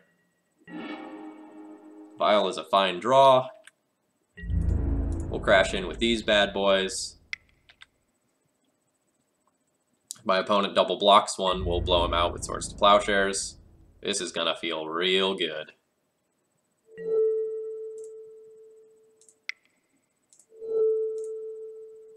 They really need to have Force blue card here, or they're done. Yep. So we'll take this game. Do I want to play Vial, or do I want to Wasteland? That's a real question. If I Wasteland my opponent, they might just never come back. And then I can just play Vial on the following turn. That seems fine. I'm gonna take them off of black for, like, Gurmag Angler reasons. I don't want one of those guys coming down right now.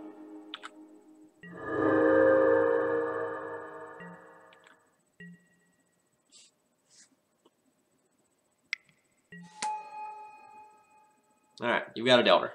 You bet.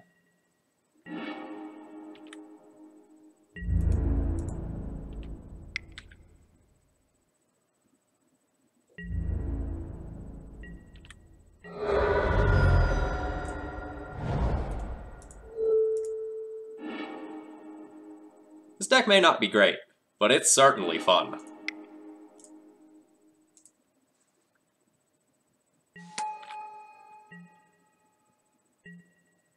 Oh look, he has no lands. Did you need lands to play Legacy? I forget.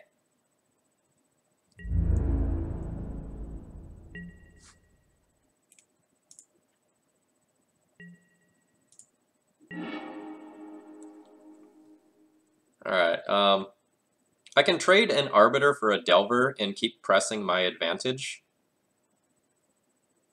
which is probably fine, because like I'll be able to port my opponent off of mana.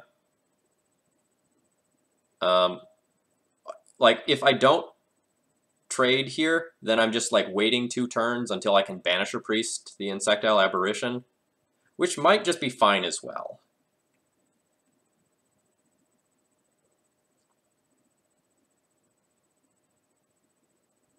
If my opponent draws a land, they get to ponder. And they might like try to find a removal spell. If they find a removal spell, it... yeah, I think I just want to hold the fort down and wait here. I think I'm in very little danger of losing if I play the waiting game.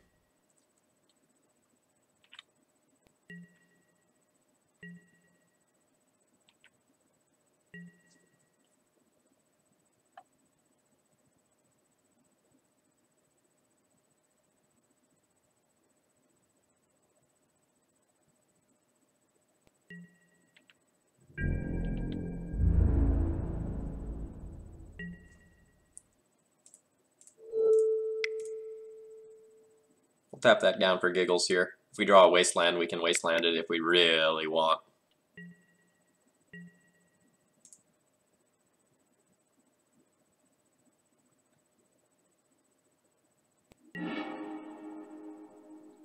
Alright. Things getting all sorts of terrible for my opponent starting next turn.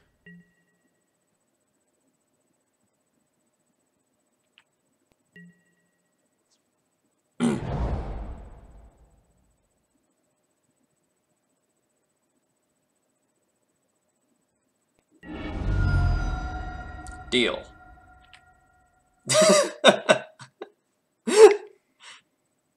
Oh, is my opponent like just trying to get Revolt for a Fatal Push? Ooh, no, Gurmag Angler. Alright, that's fine. We can deal with that currently.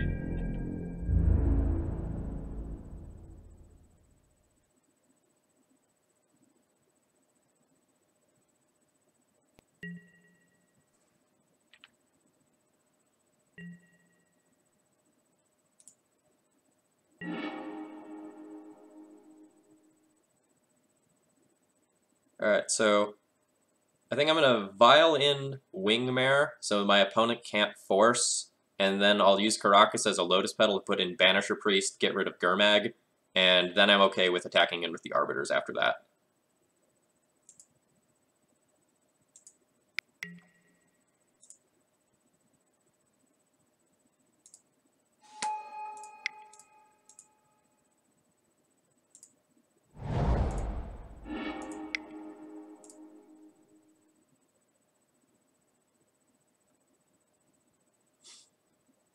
Yeah, the Mono 3 drops are doing work over here.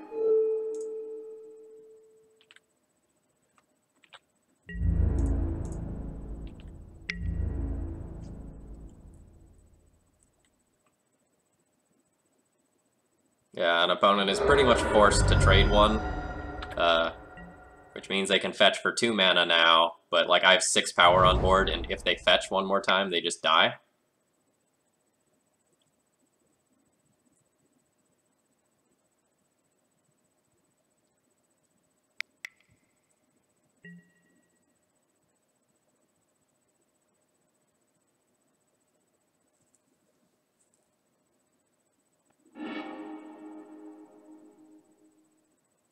My opponent shuffles.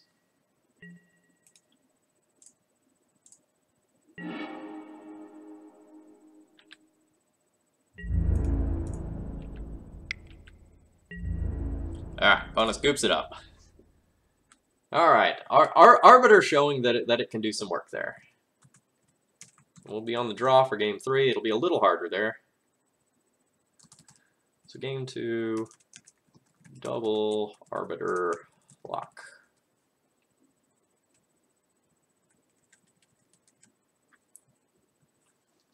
Generally speaking, the games on the draw are harder than the games on the play with this deck. We're so focused on taxing our opponent out that Like, when they get ahead on board, we don't have as many answers to that as the mono-white build, or red-white build does. We don't have that, like, Stoneforge Mystic package to just, like, gain a bunch of life and randomly get people. Wow, this hand is awesome. Snapkeep.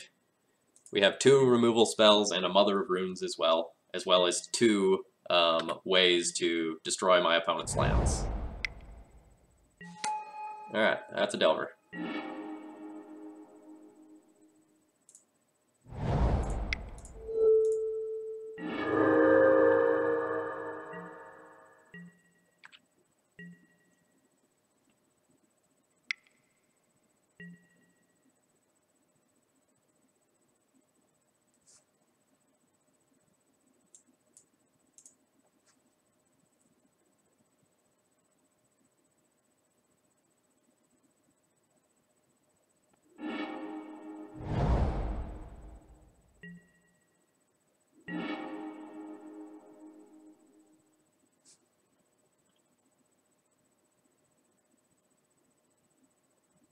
So I have a choice here. I can, like, Mom and Wasteland this turn, or I can Thalia this turn and Wingmare the next turn, but if I do that, then I'm not actually getting this Mom on board.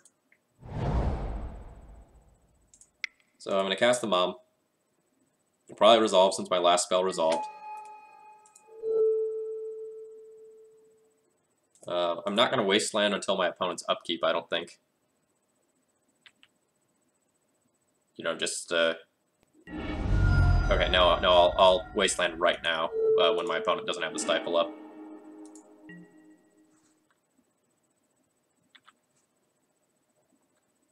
I expect to see, like, a Fatal Push on the Mother of Runes right here. Alright, Lightning Bolt. I called the color wrong, but the idea right.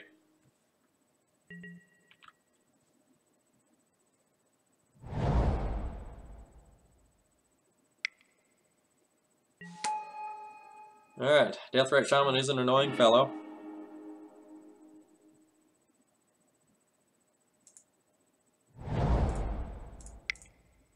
But we have more annoying fellows. Annoying ladies, really. And Magic Flying Horse.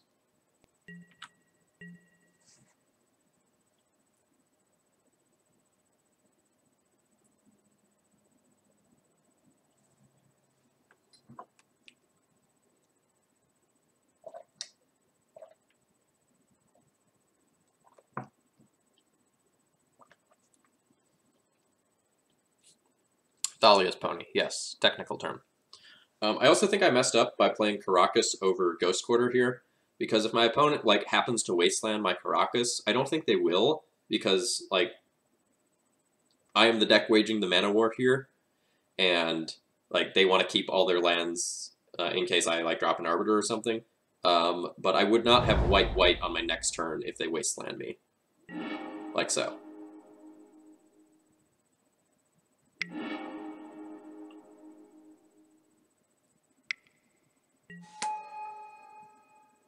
No, somebody donated to get rid of my selfie Thalias.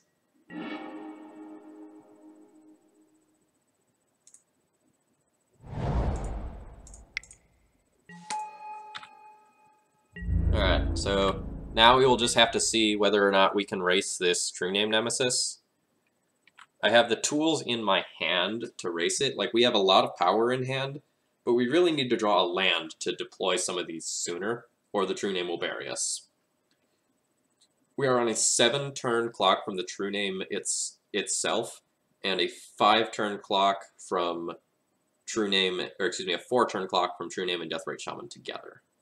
I can remove the Deathrite Shaman with a Banisher Priest, or force my opponent to use it for mana, in all likelihood. Or also just, like, run it out of cards to eat. But, you know, realistically, I'm probably looking at, like, 5 to 6 turns before I'm dead, depending on how many things my opponent has to mess with me.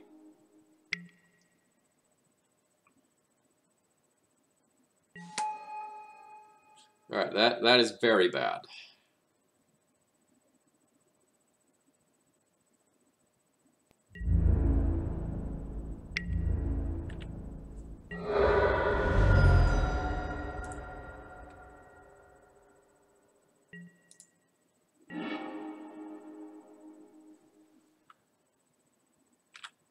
Okay.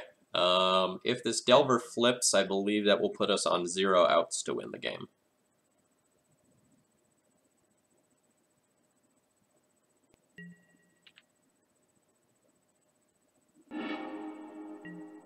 Yeah, and that Ancient Grudge pretty much wraps it up there. So my opponent should just, like, pay 2 mana for the Ancient Grudge. Yeah, so we'll take 7 this turn, 9 the following turn, even if I banish, yeah. I'll play this out, but that is curtains.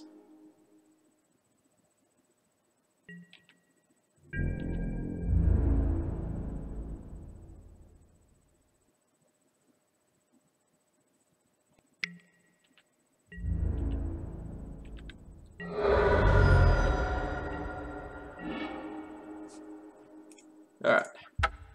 We're dead. Alright, so we lost that one to the True Name. We probably could have beaten the rest of the board. If not immediately over the next few turns. So game 3, lost to True Name. That's fine, I accept that.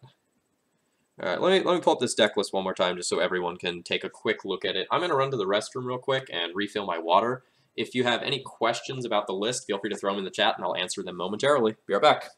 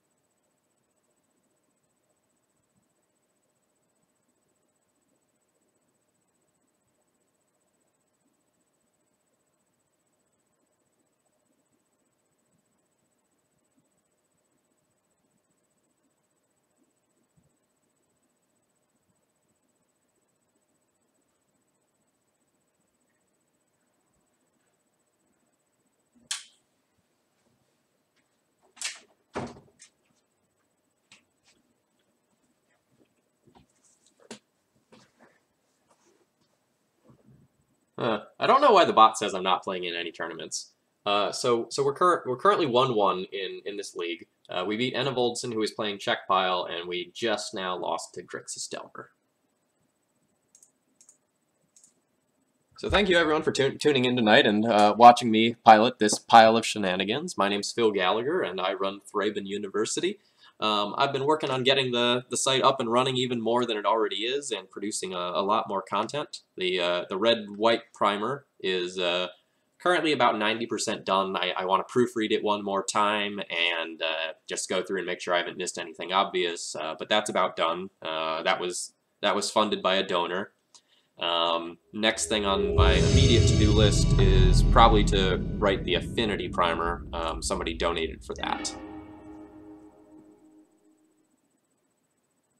Thank you for stopping by. If you haven't already, feel free to follow. I'm doing a lot of D&T content.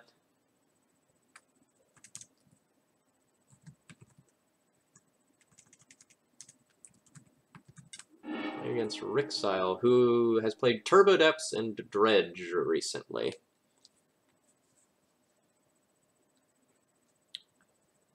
I'm on the draw. My opponent is on Turbo Depths. I have a Wasteland, so that's fine. My opponent is on Dredge. This hand is a little slow against them, especially on the draw. But I don't think I'm going to mulligan this hand. Like, I have 24 lands left in my deck, so I'm very likely to hit a land to at least cast these 3 cards.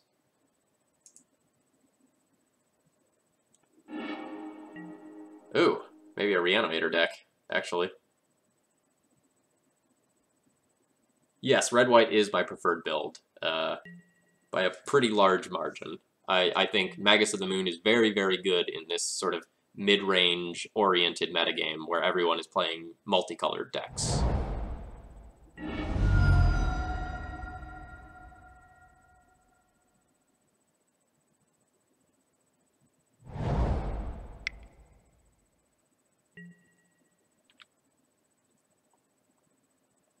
I don't think that the mono-white version is bad. I think the red-white deck has many strengths that make it quite good currently, though.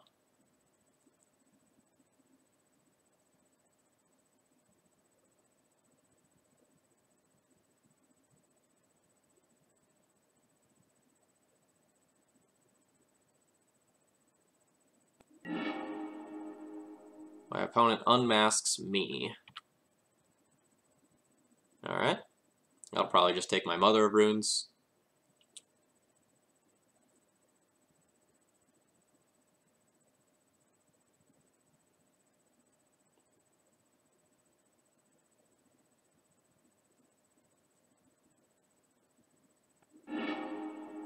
Ooh, it takes the Prelate. Interesting. This Caracas is a solid draw. So, Chancellor flies. And so I really want my Mother of Runes to be around so that it can work together with Ren Wingmare to take down my opponent's stuff. My opponent discarded a Reanimate, which probably means that they have a follow-up Reanimate. The question is, do they have a follow-up land? If they don't have a land or a Lotus Petal and I Wasteland them right now, I might steal this game. But if I Wasteland them right now and I don't draw a land, I might lose this game for taking that line. Because when I get to 2 mana, I need to play Mom, so that I can pay around the Chancellor trigger, and then resolve Wingmare. But if my opponent reanimates this turn, then I have 4 attacks to get to the point where I can chump block, which means that I have enough time, if I draw a land, to do all of this. We don't play a Wasteland deck to not try to gimp our opponent from time to time, so let's get him. This is a really high upside play that might not work out, but it did this time! On the off chance that my opponent, like, dumps a Sire of Insanity or something like that into play, I'm going to go ahead and just fluke this Caracas right now and just, like, dump that onto the board.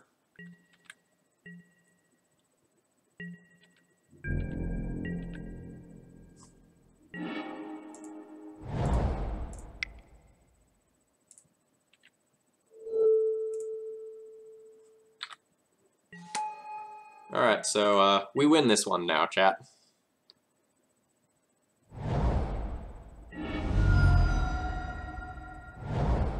So my opponent can get this Chancellor.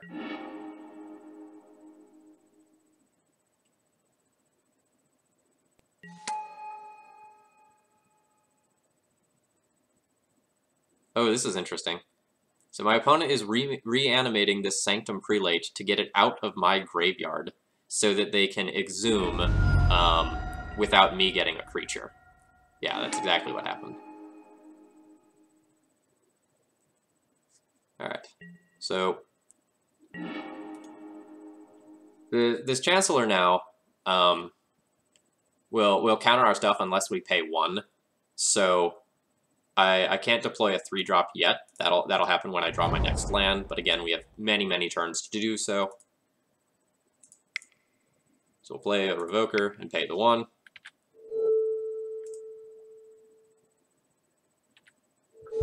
This will name Grizzlebrand,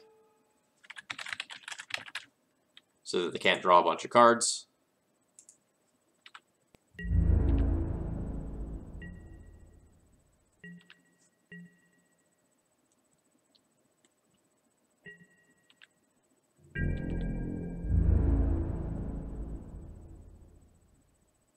Yeah, my opponent almost made a very poor attack there.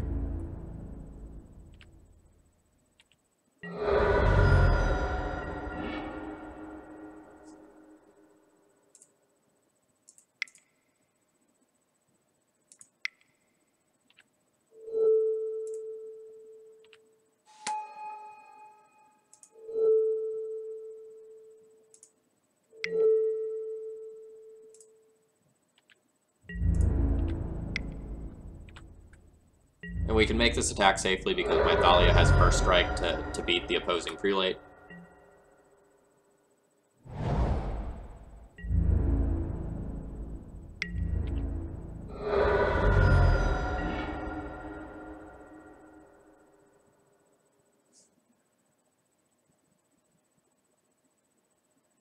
This guy's so annoying. It is just a spell, right? Yeah, not the first spell.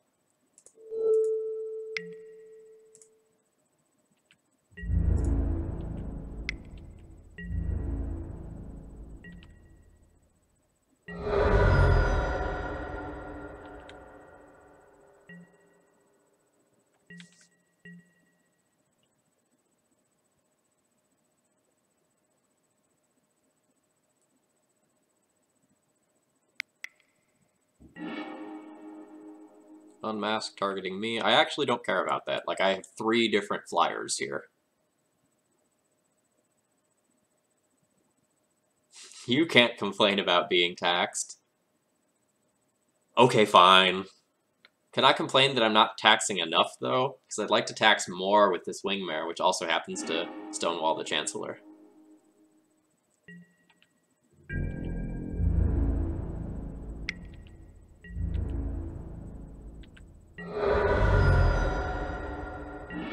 Alright. We've done it, chat.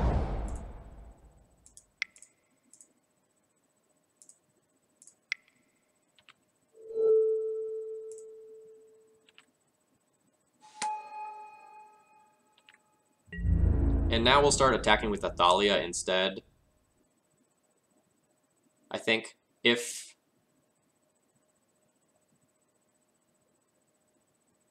I need to leave one creature back so that the Prelate can't attack on in. It doesn't really matter which one it is. If my opponent blocks the Prelate, I'm fine with letting the Revoker go. I guess I can just like make it the Thalia attacking in and force my opponent to swing in with the Prelate of their own volition.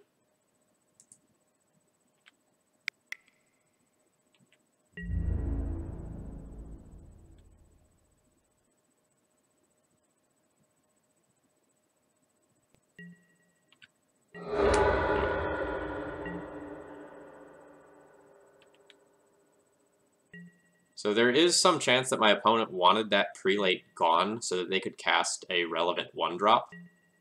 That's something to keep in mind, but since I have 2 taxation effects here, in order to cast a 1-drop, my opponent needs to play 3 mana.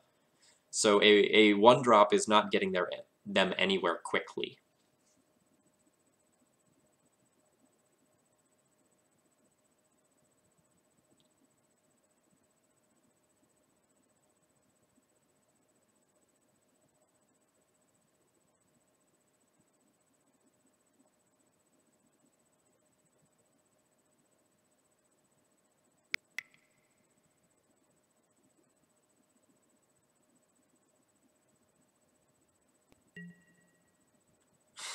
This is Reanimate targeting the Sanctum Prelate again.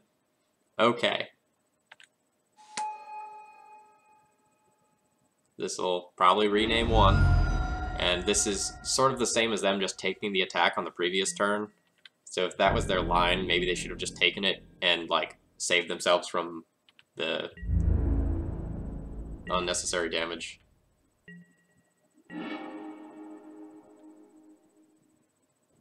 Alright, this is an interesting moment. I have to choose between playing Leonin Arbiter and Thalia Heretic Cathar.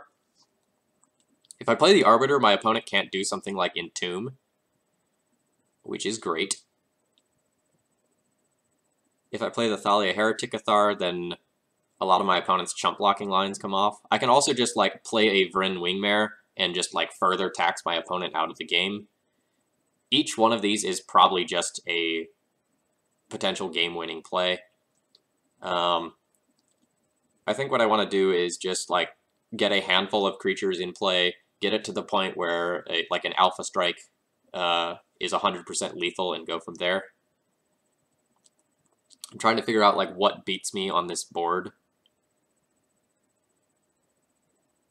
Oh, so my opponent put Sanctum Prelate on 3, thinking it was going to stop them from me casting all of these various like 3-drops in my hand.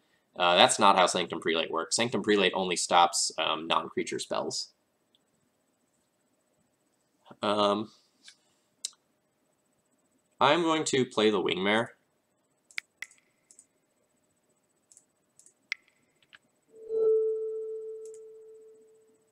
This is the best line if my opponent somehow cobbles together a way to remove the first Wingmare.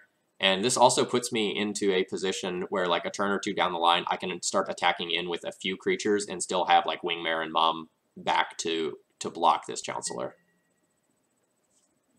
This also makes it, like, just impossible for my opponent to cast a spell other than Unmask.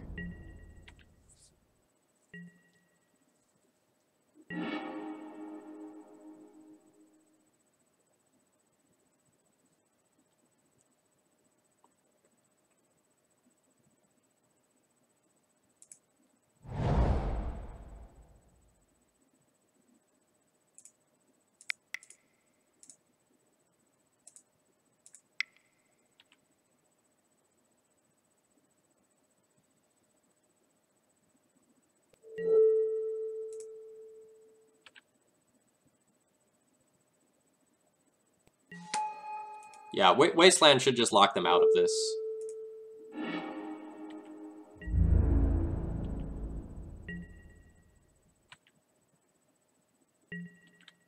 So on the next turn, I go and I swing in. 4 power is blocked, and 2, 4, 6, 7 power gets through. So once I play this Leonin Arbiter, I can just Alpha Strike on the following turn.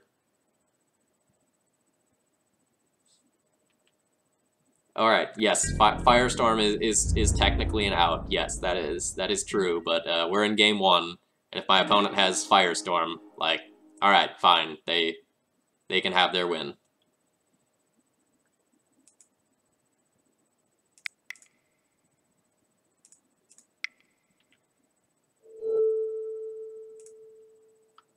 This is game 1.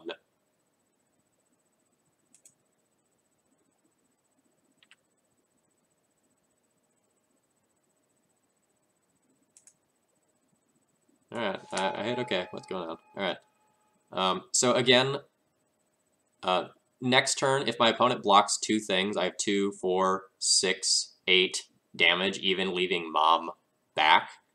Like, right now, I could leave a Wingmare back and, like, make a partial attack in and get my opponent most of the way there, but I don't think I have any reason to make an attack this turn. Like, there's only a Flicker Wisp in the graveyard. My opponent is not in any position where they can go and, like, put a creature into play. They can't cast a Reanimate with all this taxation stuff I've got going on. Alright, my opponent fetches. Sure. You get your tapped land. And your more other tapped land, yes.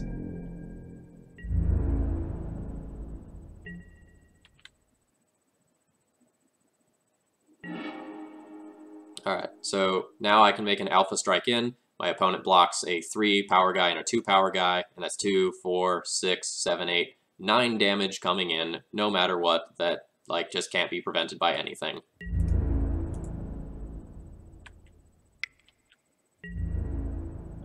Alright, my opponent wraps it up. Oh, DN Solver, I remember the days of Firestorm. Those were not happy days. Alright, so we're playing against Black Red Reanimator. That was a game on the draw. And we win against Rixil. Game 1 win with infinite bears. I mean, not all of them are technically bears, you know. There's a weird circus involving cats and a Pegasus and a horror and a bunch of ladies. But you get the idea. Alright, so for sure, 100% coming in. We have Relic, Fairy, Swords, Containment Priest.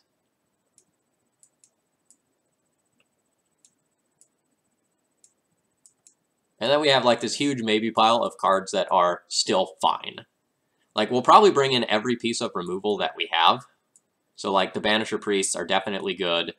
And, like, we're just going to try to just, like, absolutely tax my opponent out. The weird thing is that, like, pretty much my entire deck is good against their deck. I'm really well geared towards beating a combo deck of this nature. So, like, I have to figure out what I want to cut. The Flicker Wisps probably get the axe. They're not amazing. Maybe Thalia Heretic Cathar is a little slow, so maybe I'll trim that.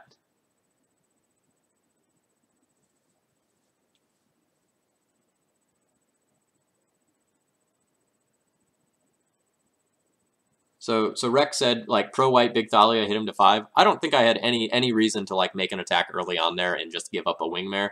I think my opponent is 100% locked out of that game. So it's possible that I just, like, trim a couple of my lands here. Like, maybe I don't Pithing Needle for Grizzlebrand. And, like, similarly, maybe I cut the Revokers and just don't try to fight them on the Grizzlebrand front and just, like, purely fight them on the taxation front.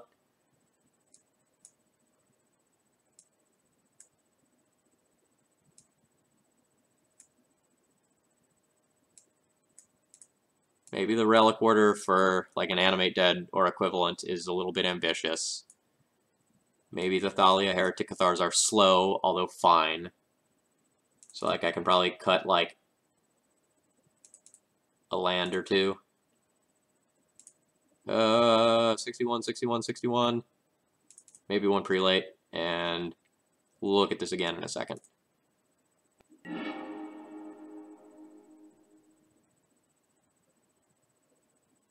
This is a fine hand against combo. Like, we have Judge's Familiar into Arbiter, into Wingmare, with Swords to Plowshares, and, you know, although not a true strip mine in this matchup in all likelihood, after my opponent fetches their one basic, this does become strip mine. So this hand's pretty sweet. In the Reanimator matchup in Legacy, for Death and Taxes specifically, you want to keep hands that have a game plan. You don't need to, like, mulligan exactly to Graveyard Hate, but, like, this is something that shuts off, like, a super early kill, has a bridge card, has a hate card. You can't ask much more than that, and if something goes wrong, I can remove the first threat.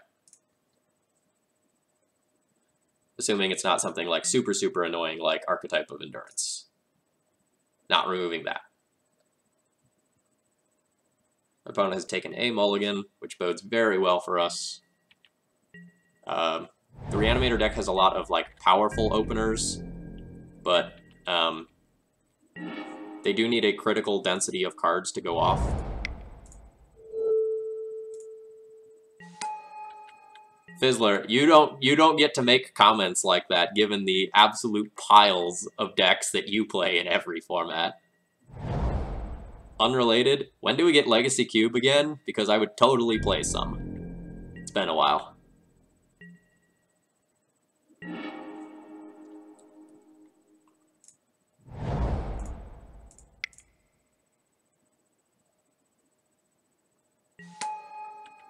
Literally now? Oh. Awesome. Maybe I'll cube tomorrow night then. Alright, you can lightning bolt that. Because I can't stop it. It's a shame though, because, like, we would have then, like, double ghost quartered my opponent on the following turn.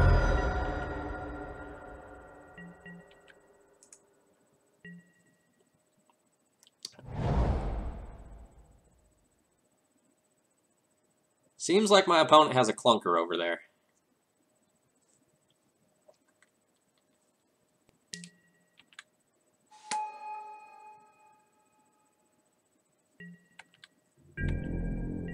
Well, this Judge's Familiar isn't getting my opponent. That's for sure. Probably not this Judge's Familiar either. Close decision about whether or not I want to port this turn or play the Plains. I don't think I'm going to want, like, triple white next turn, so I'm just going to play the port.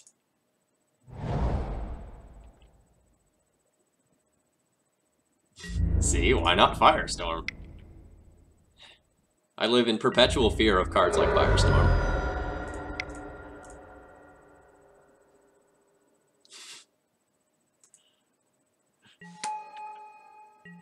Fizzler, you play piles of jank in real life too. It's not because you can, it's because you want to. Like, it's fun. Like, when you just Like, why bolt when you can Firestorm? Yeah, I'm with you. Alright. Yeah, you can have that one. It's fine. I will beat you to death with owls.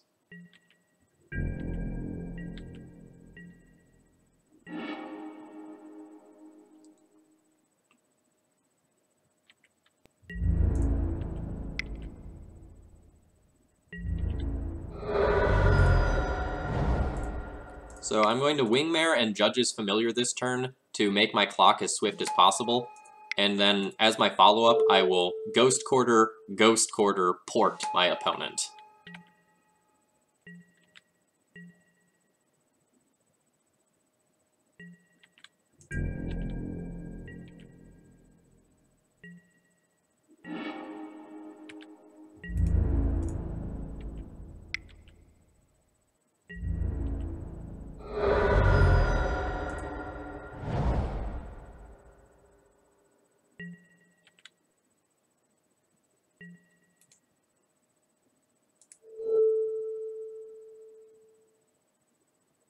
I go ahead and target my opponent's swamps here, just because, like, if I get follow-up wastelands later, that can't get rid of them. I think my opponent should only have 2 swamps. Proven wrong. I think my opponent should only have 3 swamps.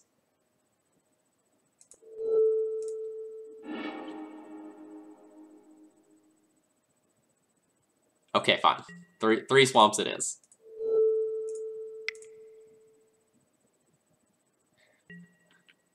Does it really count as wrecked if I still have 4 power on board and a port and a Swords to Plowshares and 4 power? I don't think that counts as wrecked. Alright, opponent scoops it up. So we're on the draw, and we win. Game 2. Lots of taxation.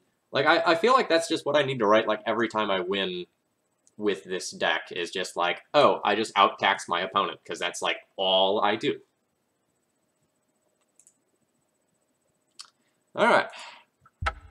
So we're 2-1. Things are looking okay with this league. Is Massacre an instant? No, Massacre is a sorcery. Don't even joke. Don't even joke that that could be an instant. That's disgusting. Like, that card's already so good.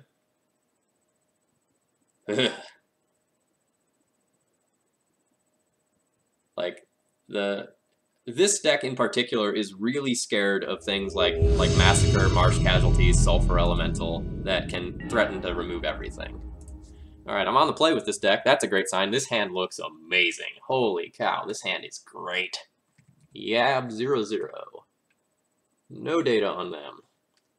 So we're just going to keep an awesome hand. We might get a Hoot blowout too, since we're on the play with Vile.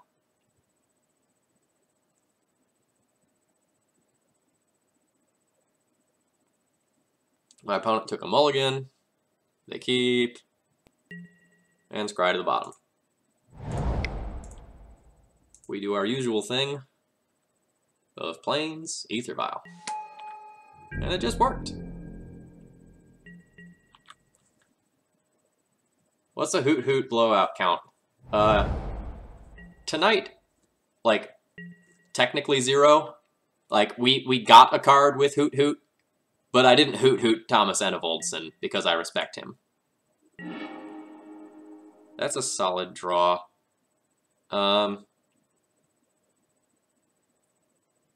It's really unfortunate that my opponent isn't going to just search their library anytime soon, since they're Eldrazi. Later on in the game, this is going to be relevant. But this Judge's Familiar is also going to be bad. So that sucks.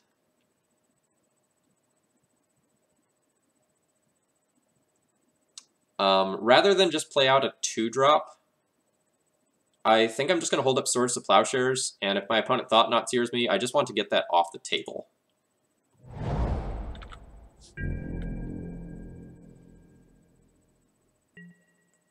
This is not something that's going to get, like, very punished if I draw Ghost Quarter, because if I draw Ghost Quarter, I still have 2 mana to, like, play Leonin Relic Warder or Leonin Arbiter, and then like Ghost Quarter afterwards, or just Violet in. Chalice on 1. Alright. Well. We're gonna put in this owl.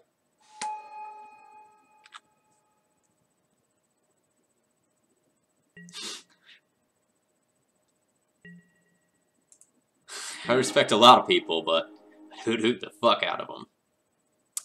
Yeah, that's fair. That's fair.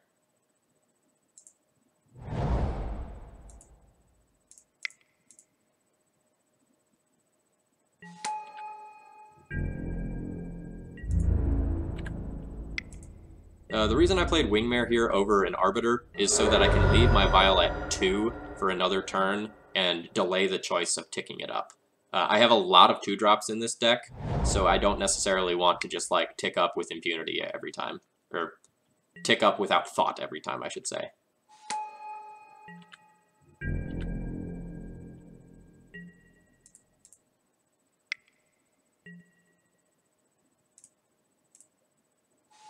Really hoping to draw, like, a land that denies mana. Not basic planes. Drawing a Flicker Wisp to blink the Chalice would also be fine. I'm okay trading Arbiter for either Factory or Mimic here. Factory is still summoning 6, so it can't be pumped yet.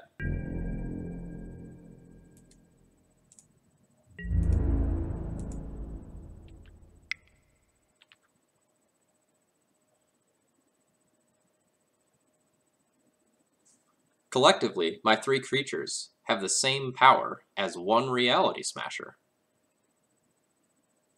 So that's sad.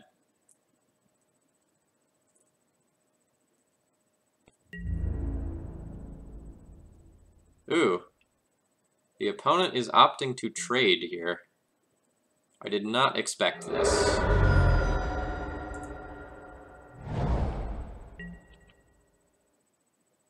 Like, in the face of a Mishra's Factory, which can stonewall that on following turns, and the potential top decks of, like, a Reality Smasher or a Thought-Knot Seer, that seems poor. It may mean that my opponent has an Eye of Ugin, or something like that, that they want to use their mana for. Endbringer. Uh-oh. Uh-oh. Not good for me.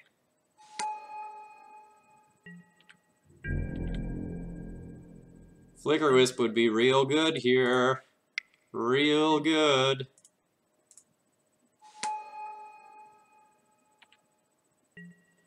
Do I want to tick up?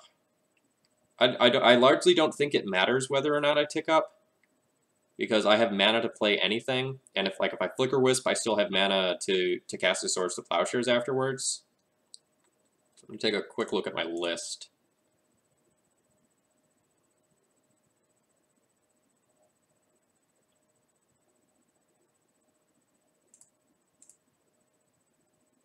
So if it doesn't matter, I'm going to leave it at 2 and give myself options. Okay, this probably means I'm dead.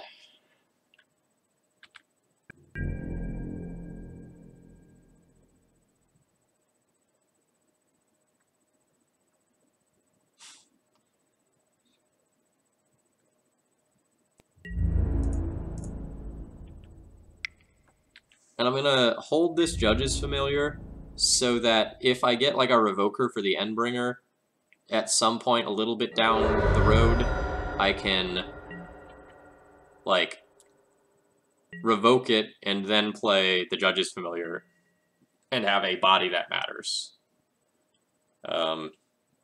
We'll see whether or not my opponent just starts trying to race me or whether or not they just, like, murder my board. And like, they can do it in some combination, where, like, they attack me with Endbringer, followed by just, like, untap it, hold it back during my turn, ping one of my idiots. Although the line of just, like, ping, ping, play anything else that matters is probably pretty good, too.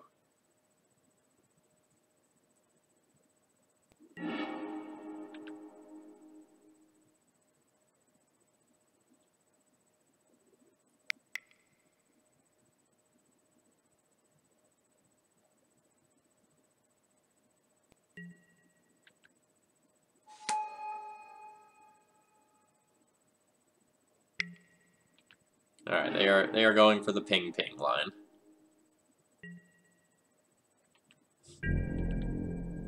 Yeah, Philip, it's really easy to, like, just miss something like that when you, like, just kind of come into a stream or you're not, like, playing the game yourself.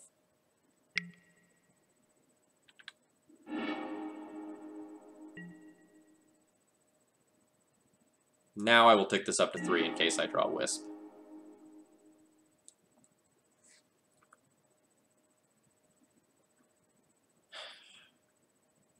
I'm currently thinking about whether or not I want to Ghost Quarter by opponent, or whether or not I want to hide this information that I have this in my deck. But showing them the Leonin Arbiter probably makes them think about Ghost Quarter in the first place, so I don't think I'm actually hiding anything by playing this. I'm not 100% dead, I'm just bad off.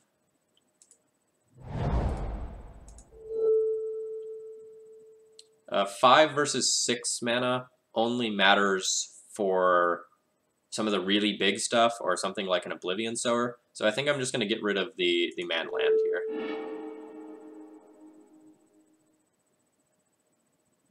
And I probably should have done this in my opponent's upkeep on the off chance that they had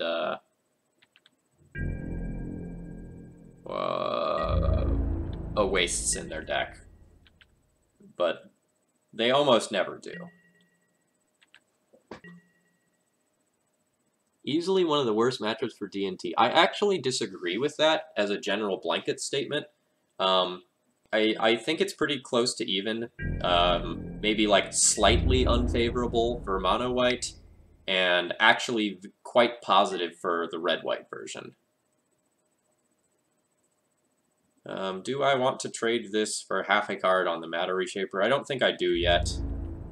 If my opponent doesn't play another creature, I can get a chip shot in, and the Arbiter might be more valuable to effectively gain 5 life off this Endbringer a little bit later on.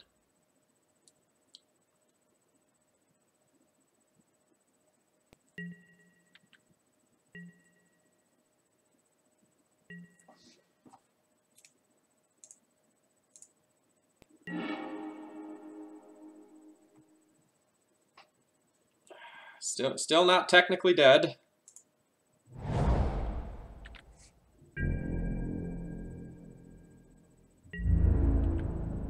Yeah, like if you're looking to buy into D&T on Moto, you know, a few weeks down the line after that set has come up, you know, is probably a really good time.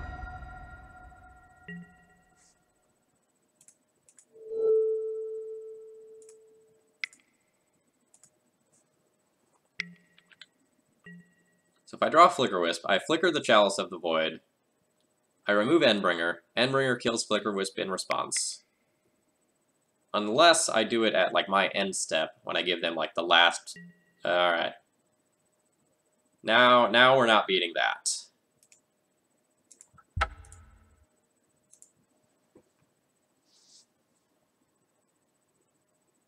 Yeah, so I actually just rewrote my Red Splash primer, Detonif, and it's one of the things I talk about in there is, like, the Eldrazi and big Eldrazi matchups are drastically improved by the Red Splash. Alright, so we were on the play there, and we lost to Yab 0-0.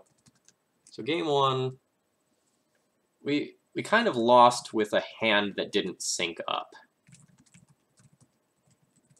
If my opponent was on, like, any sort of blue deck there, then our opener would have been really amazing.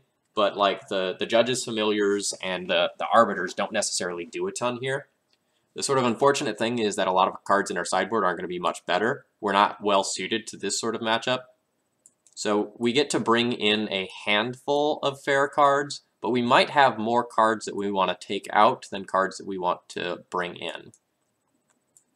And we might even do something like bring in a Relic of Progenitus just as something that cycles, because a lot of our cards are so bad. So 100% this Prelate comes out, it's awful. 100% the Mom comes out because it does nothing.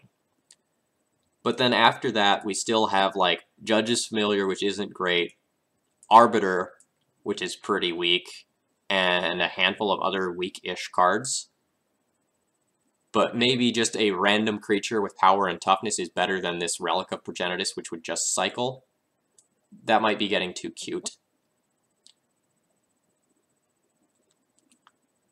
So since the Arbiters can trade with Eldrazi Mimics and potentially shut off Eye of Ugin, they're probably slightly better than Judge's Familiar, so I'll probably trim 2 Judge's Familiar.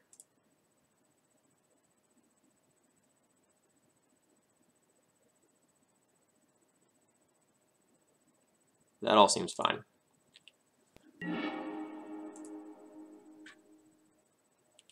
Alright. So we have an aggressive Aether Vial hand that also has a piece of Mana Disruption, so this will be a keep. So Moxel, you say Arbiter GQ is okay, but in this matchup, Ghost Quarter is just Strip Mine. I don't think my opponent is going to be playing a waste. That's really uncommon in the deck list these days.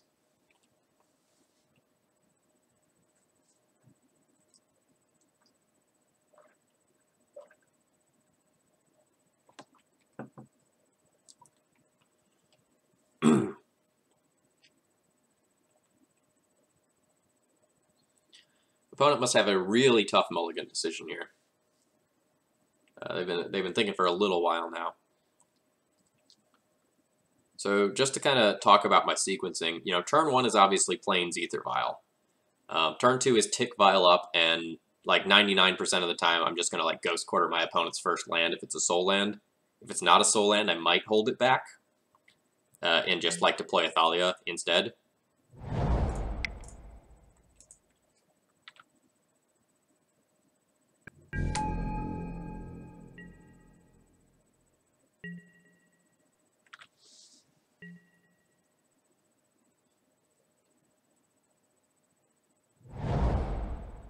Yeah, okay, so Tenkin, I know, I understand completely. I'll use Aether Vial's ability, yes. So, I don't necessarily want to hit this factory, I would much rather hit a soul land, and if my opponent has something like a Chalice of the Void, they would need a soul land now in order to play it if I just go like Ghost Quarter Thalia. So I think I'm going to play a Thalia here, which will sort of help out and alleviate some of my like Aether Vial curve issues.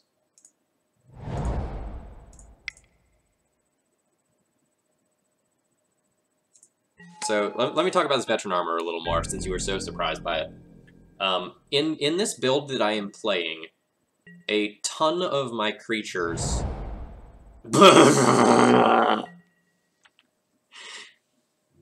Sorry. Didn't expect the Caracas. A ton of my creatures have a single point of toughness, so I fold really hard to a hate card. And because of that, Veteran Armor is sort of a band-aid that tries to help with that. What the fuck, opponent? You have a Caracas. You have a Caracas, and you chose to dismember this? God, I wish I had an owl. I wish I had an owl. I wouldn't use an owl here if I did, but I would love to hoot you.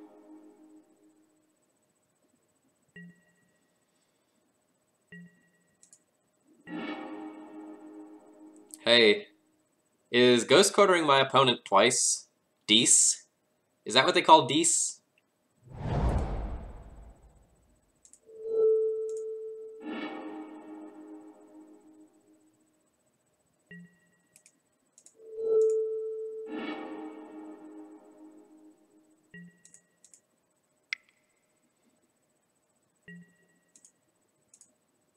Deck, great.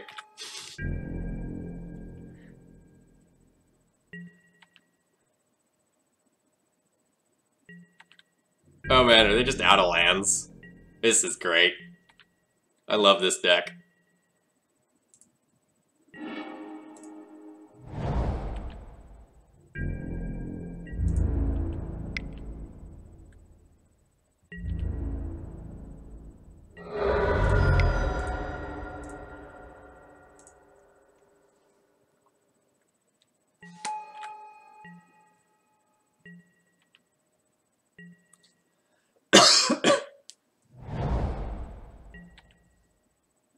Man, you don't even have an Eldrazi Mimic for me? How sad.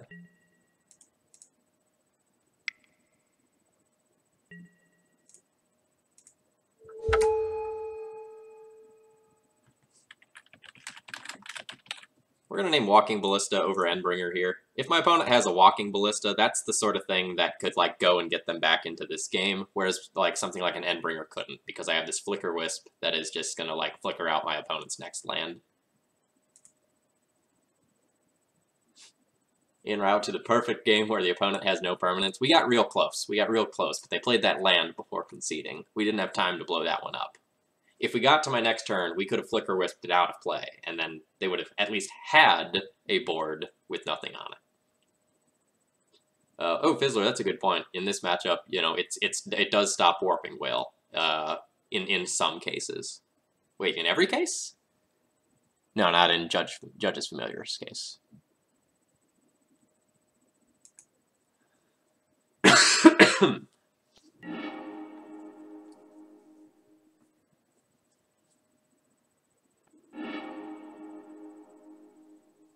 Alright, this hand's pretty solid. So, about the only thing we're scared of from my opponent is a turn 1 Chalice. A turn 1 Chalice shutting off both Swords to Plowshares and Aether Vial would be pretty rough. But otherwise, this hand is amazing. Didn't jinx myself. I might just want to, like, Ghost Quarter my opponent off of this Ancient Tomb, in all honesty. They had no turn 1 play on 2 mana. So even though resolving this vial is great, if I just Ghost Quarter them, I can, like, put them back in the same spot on the following turn and not give them a chance to, like, Thought-Knot Seer away this, like, Swords to Plowshares early on. So I think I'm gonna go ahead and do that.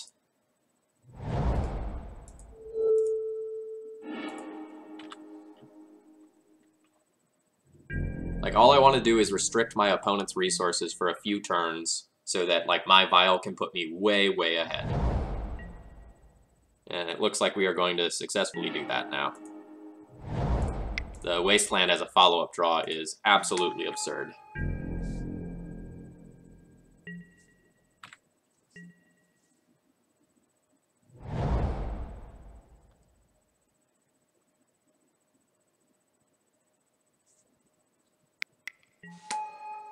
Alright, you can have that Eldrazi Mimic. I don't care about that.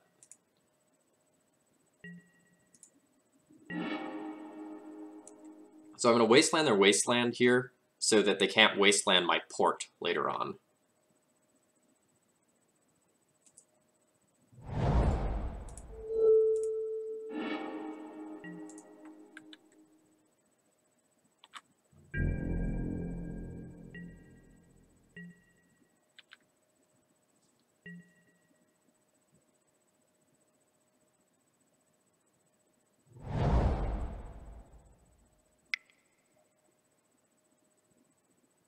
What do you got for me? A Matter Reshaper. Do I want to Swords that for the sake of curve? Probably.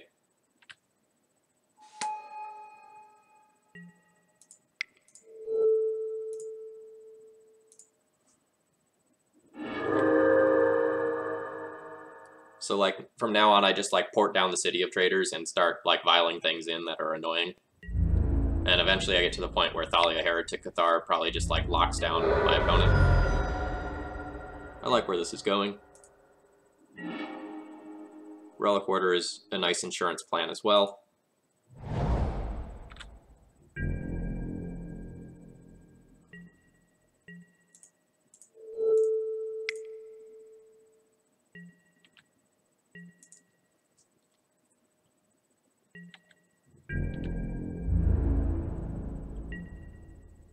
Alright, opponent doesn't attack in. They know that too many things can go wrong here.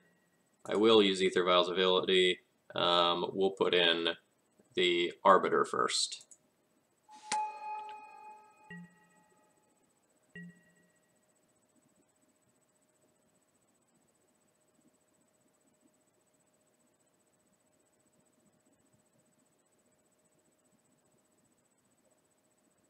This is a tough decision whether or not to take up this vial. If I take up the vial, I get to play Thalia Heretic Athar while continuing to port my opponent, and that's pretty insane. But if I like wait one more turn, I get a decent amount of tempo boost. I'm going to go ahead and tick this up.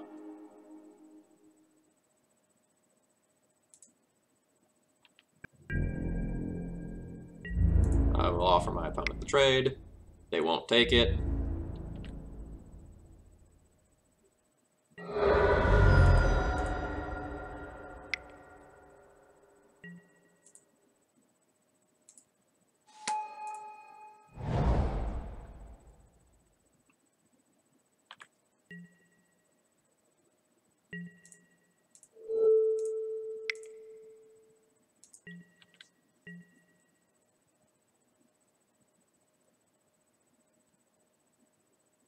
And my opponent scoops it up. So we're on the draw for that one, and we win.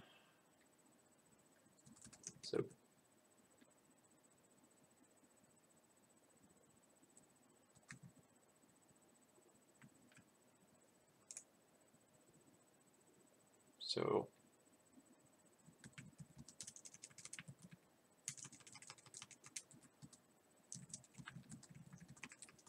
sorry, I'm just taking a second to update something here. I forgot a column earlier.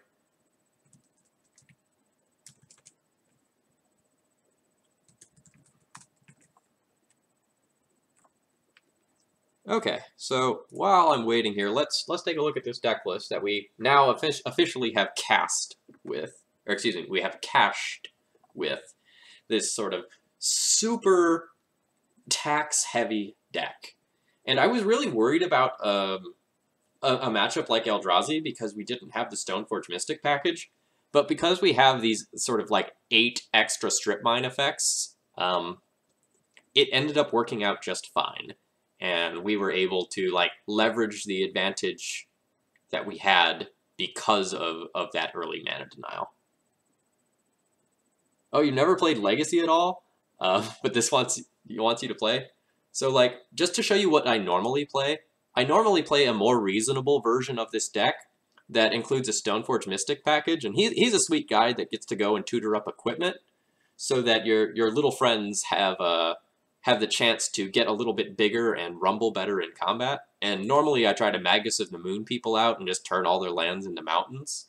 Whereas today's deck that I dubbed Super Taxes is just much lower to the ground and better against combo decks. And in Legacy, interacting early and often is usually very, very good. And so that's what we've opted to do with this. And like, if you're interested in getting into Legacy, you know, start by watching some streams. You know, there are a lot. I shouldn't say a lot. There are a handful of really good players who stream Legacy somewhat consistently, and you can kind of get into the format in that way, and like proxy up a deck, start playing. It's a lot of fun. I'm really glad you're enjoying this. You know, the last week has been particularly fun. Monday's stream involved Spirit of the Labyrinth being a fucking scumbag. Glimpse of randomness. Please don't be elves. Please don't just be like a reference to an elves deck.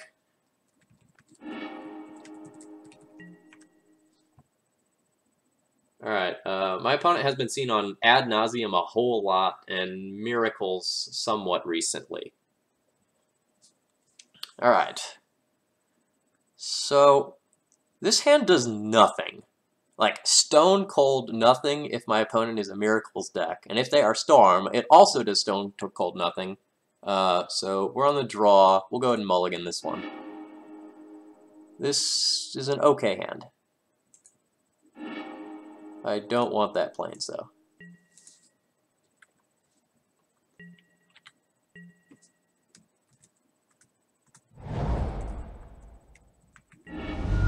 Could currently be either one of those decks that I mentioned.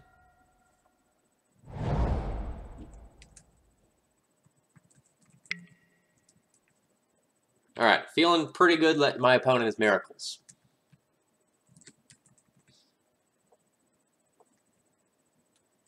So I do say Miracle, like, pretty good.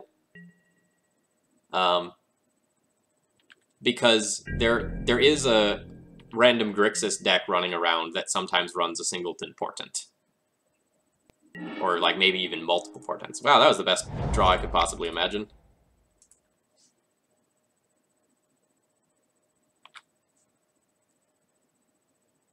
Yeah, Philip, I watched Joe Lassett's stream a lot when he was very consistently playing Miracles. I haven't caught his stream in a very long time. You know, now that I am also streaming, that cuts down the amount of random time that I have to stream, or to watch streams. He's also been playing a lot more non-Legacy these days. Alright, so we're going to put this Arbiter out there, and we're going to hope that my opponent, like, ponders into Removal Spell so that I can, like, get a Judge's Familiar blowout followed by double Ghost Quarter.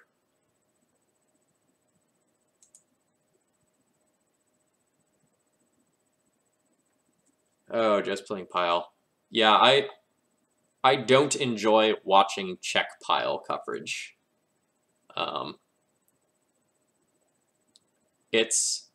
It is a good deck. There are some interesting things that can happen, but I feel like a lot of the games boil down to, like, getting just, like, removal spell after removal spell after removal spell for the board. And then just, like, slowly winning with Jace or some idiot over infinite turns.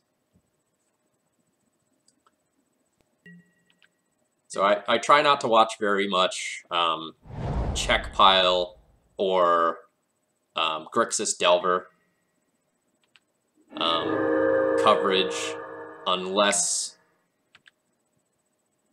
I know the player is quite good.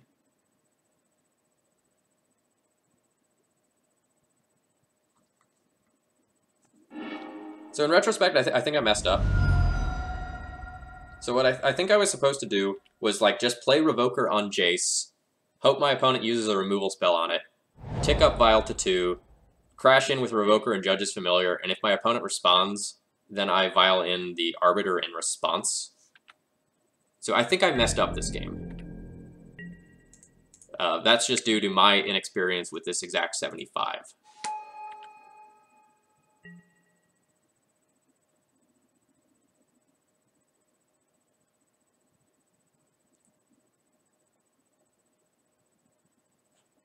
Oh, he does run some cool stuff. Was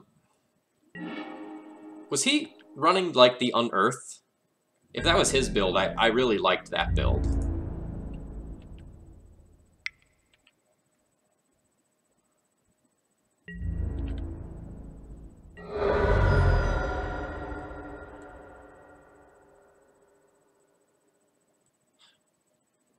So I'm mentally debating what land I want to play here.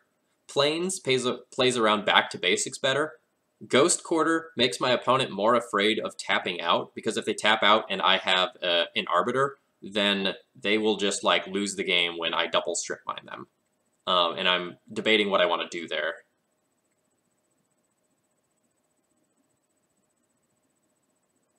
Green Sun, Zenith, and Marin. That is interesting.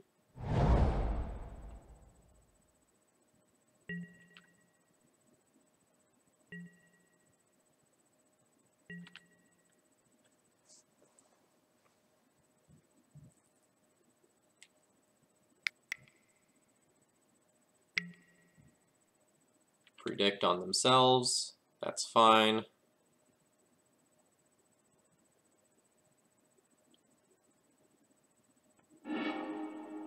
I'm not going to, like, Ghost Quarter them there to, like, just try to mess up their predict. Like, there's a very real chance that I will get to actually take lands with this later on.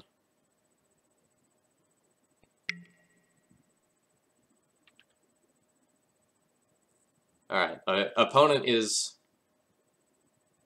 not realizing how weak they are to the Leon and Arbiter play, which is really good for me to know. Or maybe they just, like, are land light and they have to, like, just risk it and, like, lose the game if I have a follow-up Arbiter.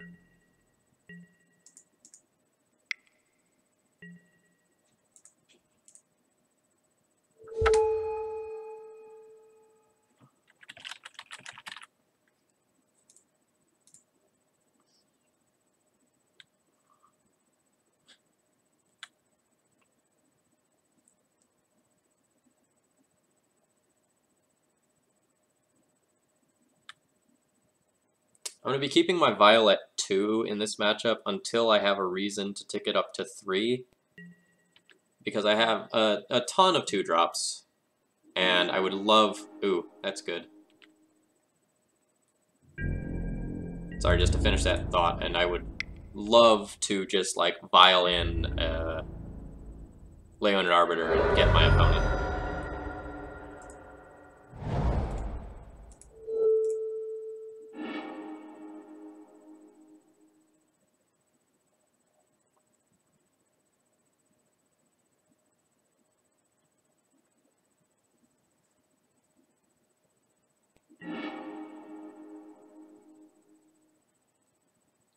Thank you, Moxall. I was just about to get that myself.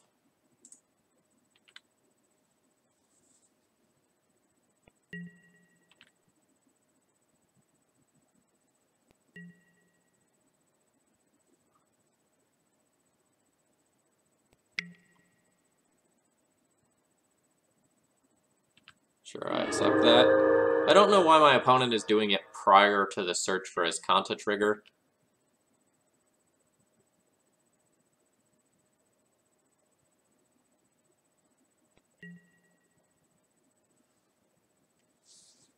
So, this costs 3, right? 3 tap. It seems weird that my opponent is doing that because I have this Ghost Quarter on board and I can just get rid of it. So I'll probably set a stop in their draw step and Ghost Quarter that. Although this might be a sign that they actually have Jace the Mind Sculptor in hand and they want to go like land Jace. And so if I take the line of Ghost Quarter that, it doesn't change their mana amount. But if they don't have Jace and they just like play land and want to use that land to like get a card with search, then it makes more sense to Ghost Quarter now. So I'm gonna go ahead and just eat this.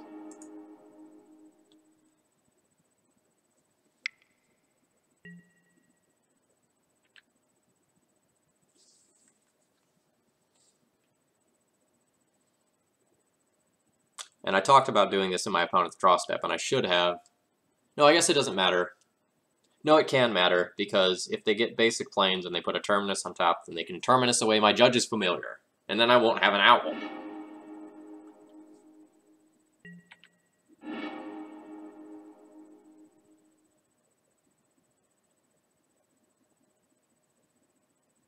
And you know how I love me some Owl. Alright. Did not get my 1/1 Terminus away.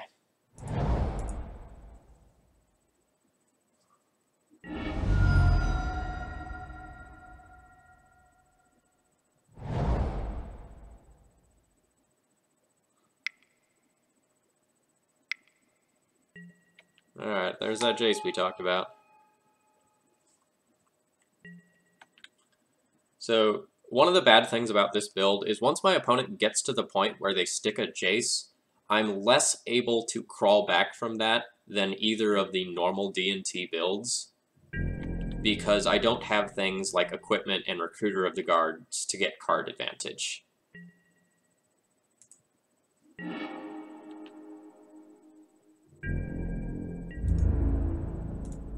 So I think after about 2 turns of this Jace being around, I'm just dead. I'm going to play on for information for a little while, but I don't expect to beat the board now.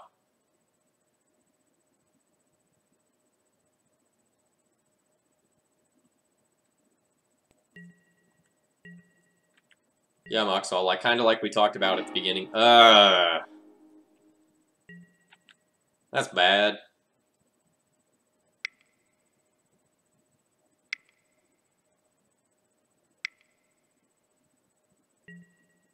And my opponent didn't even tap out.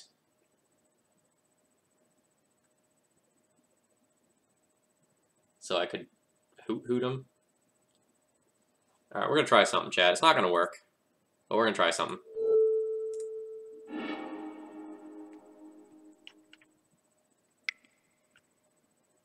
Alright. It didn't work. We'll go ahead and concede here. So the out there was Ghost Quarter, opponent doesn't float mana, and somehow doesn't have another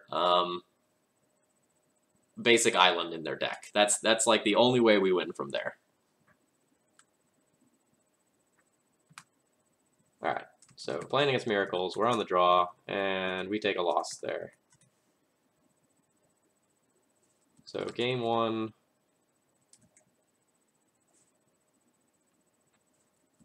Loss to Jace and Entreat. After a weak start. So to win this matchup, we need to get ahead on board early.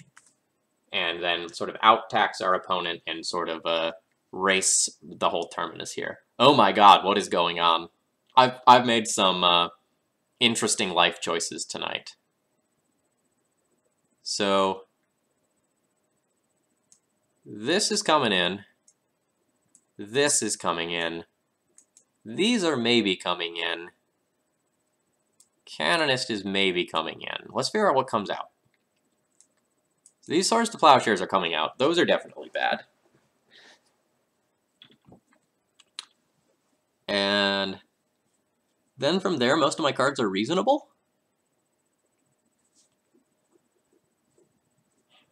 Like, the Relic is okay against Snapcaster Mage, and it's a card that cycles. So I kind of want that in my deck. The Pithing Needle is something that can mess with Jace, which is important. And Canonist is another thing that can mess with Snapcaster Mage or some of the, like, Portent into Terminus lines.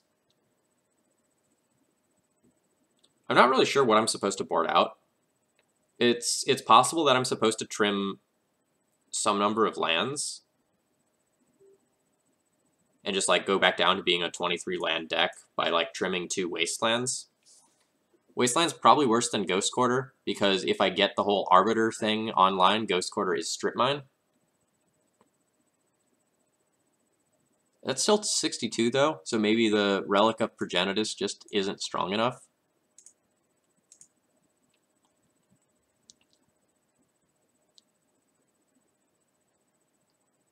Or maybe I'm not overly Karakas dependent, and so I trim a Karakas and keep a Wasteland. Unclear. Let's try this. I would like to play first. We're not throwing this back. But if my opponent leads on a bunch of basics early on and removes my mom, this might not be the best hand.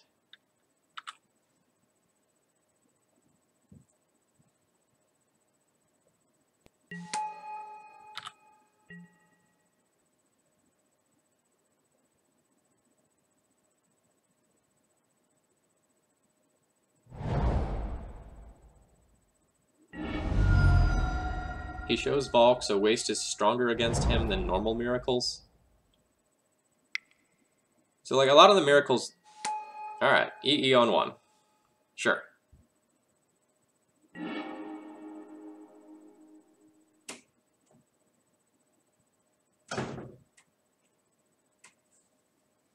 So on the off chance that I draw an Arbiter, I probably want to just play out Ghost Quarter early on.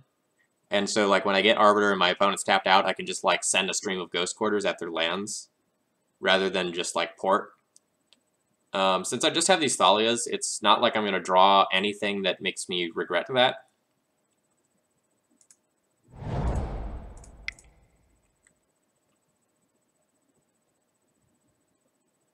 Yeah, Moxall, something like 4 island, 2 plains. It does vary a little bit, but, like, in that ballpark. Like, you'll see some variation on that depending on,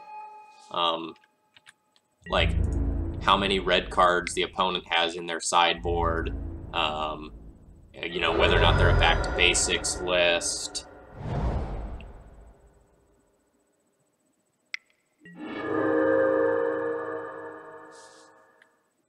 So, like, that is an attack I knew, knowing that that could happen, but since they have the Engineered Explosives on 1, Like, my opponent could do the exact same thing at some point in the game and just get this mom out.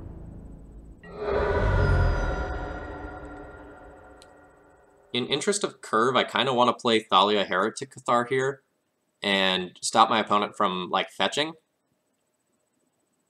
and shuffling away some crap. It's also a faster clock, so I think I want to do that, and that opens up the possibility of, like, double 2-drop a little bit down the line.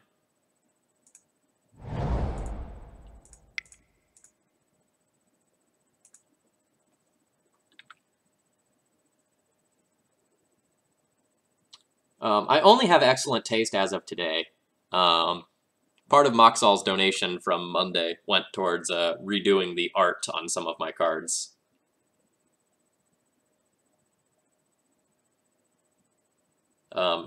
This is the planes that I play in real-life Paper Magic. I absolutely love it.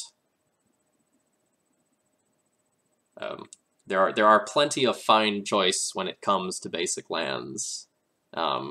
And, you know, I'm not going to argue against many of them, but very fond of this one personally. Yes, Moxall, the Yu-Gi-Oh card is gone. Ooh, Blind Terminus. Rough.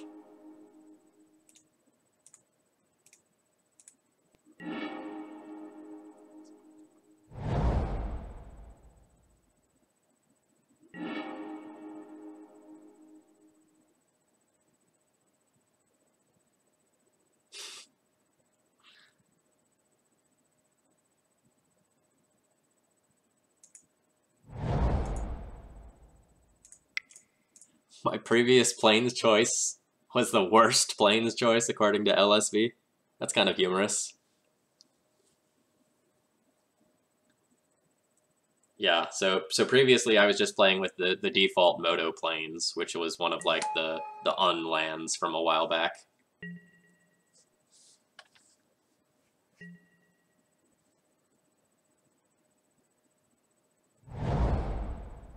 Alright, opponent has plenty of lands.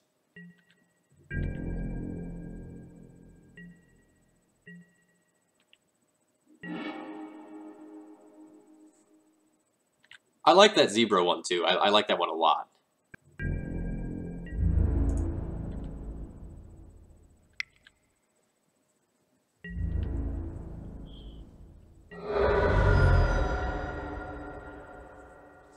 Alright, what am I doing with my life now? So, I can, like, try to ride this taxation plan out by playing Athalia as well. If I do so and my opponent has a Terminus, I'm pretty dead. But I'm not currently presenting enough pressure where I can just go, like, Wingmare Pass. That is definitely not a viable line. If I just play Judge's Familiar, my opponent can Engineered Explosives it away, and I get absolutely no value out of that. But I guess that happens at some point no matter what. I'd rather deploy the Thalia once I have a Caracas.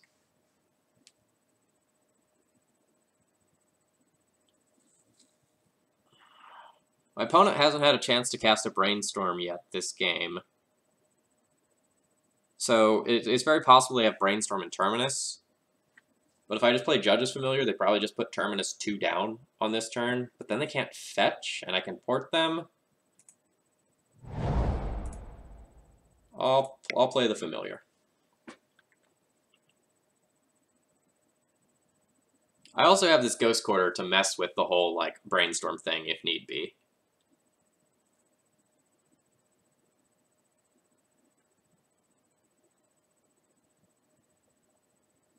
Oh, I had Battle for Zendikar Plains? That's rough.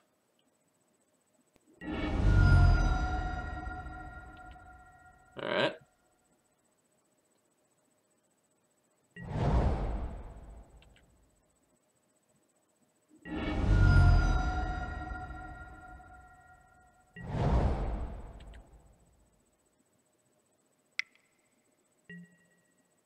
Alright. So opponent is going Snapcaster, Swords to Plowshares on Bryn Wingmare. And then I'll just be left with a board of Judge's Familiar.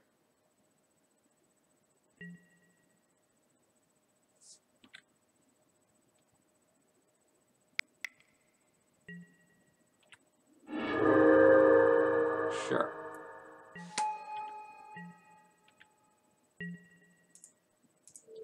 I'm going to port my opponent off of casting Jace. And then they're just going to like blow the engineered explosives to get rid of Judge's Familiar. As expected, yep.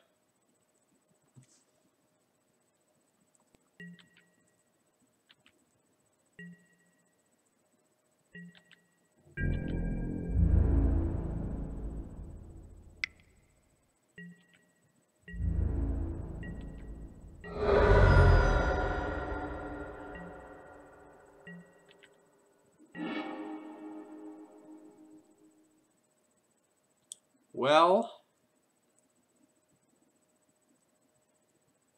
these are both wastelands, right? Okay.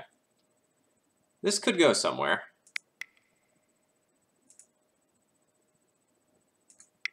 We'll play this Arbiter.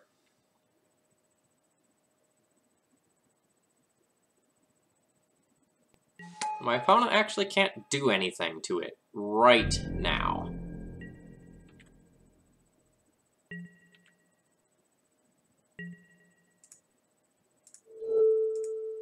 Again, I'll try to port my opponent off of a Jace. They'll float a mana. 2 mana.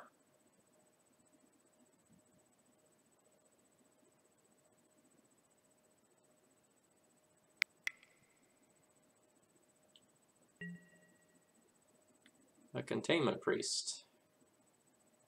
Okay. That's fine.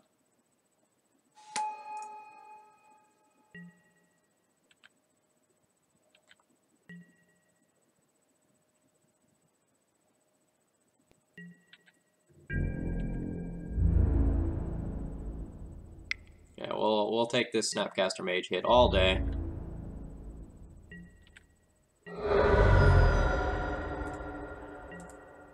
I'm gonna stop on my draw step on my turn.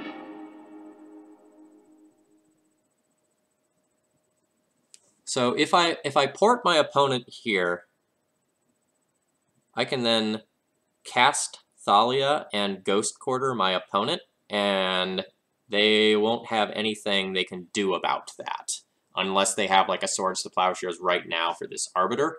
And if they Swords to Plowshares the Arbiter, I still get to Ghost Quarter one of their lands away.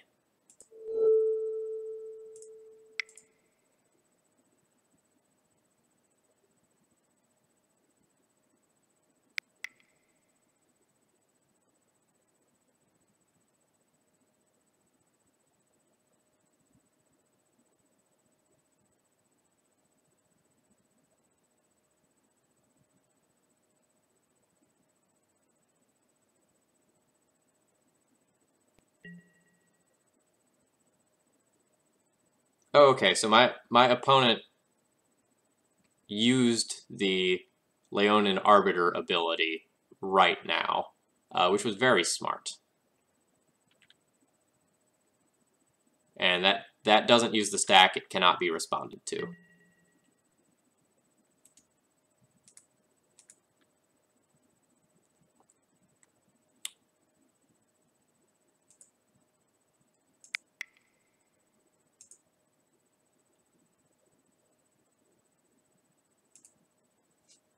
There are things I have to learn about Leonin Arbiter, because like I've played a dozen games with it in Modern, but that's it.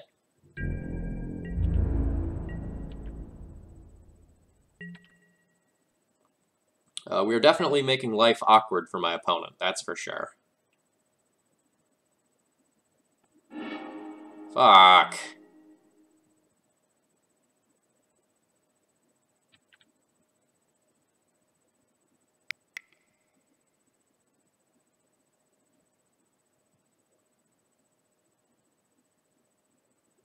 And like all the while they have 4 mana, so I can't actually like Ghost Quarter them effectively.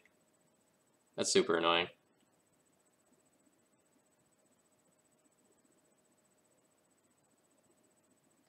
Alright.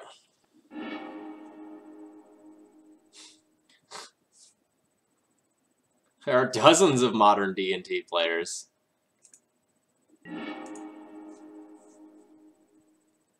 Yeah, I played a little bit of D&T in Modern, multiple builds, you know, green-white, black-white, the black-white Eldrazi and Taxes, mono-white, you know, the big build with, like, Restoration Angel and Thragtusk. I tried it all. I was just not happy with it as a whole.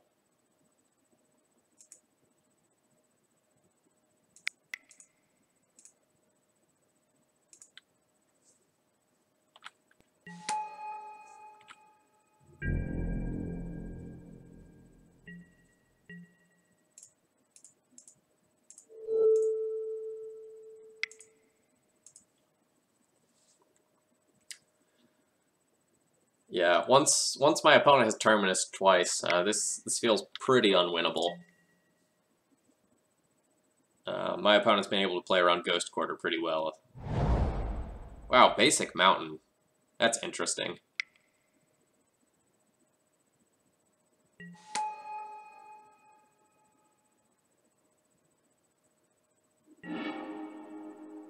So my opponent kind of played poorly there.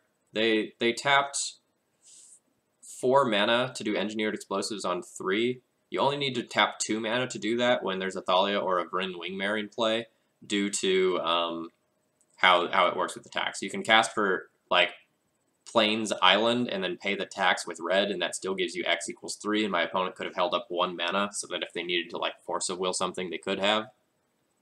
But, hey, whatever. You do you.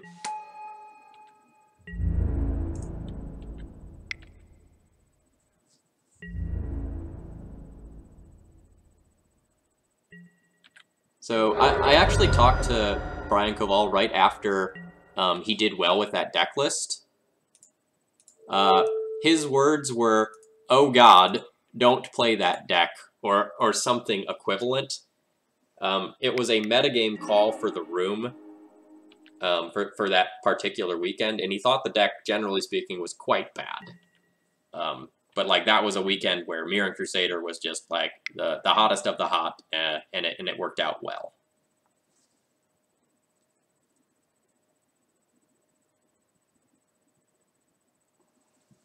Yeah, Moxall, you kind of summed it up there. That's it. It was a meta call.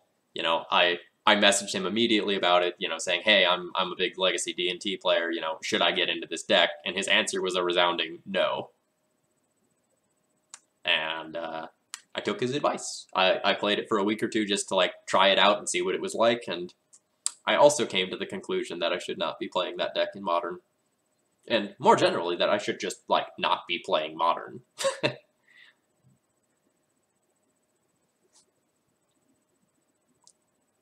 Give me Stoneforge and we'll talk.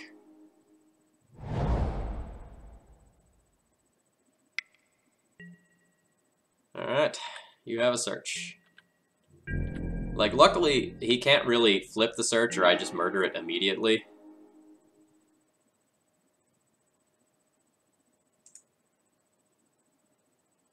I bet my opponent's probably out of basics at this point. I bet my opponent has 6 basics. That makes sense, right? 3 islands, 2 plains, 1 mountain. So I can probably Ghost Quarter them and take them off of double white, and then like port them off of main phase white. But I don't know that I'm confident enough to like pull the trigger on that.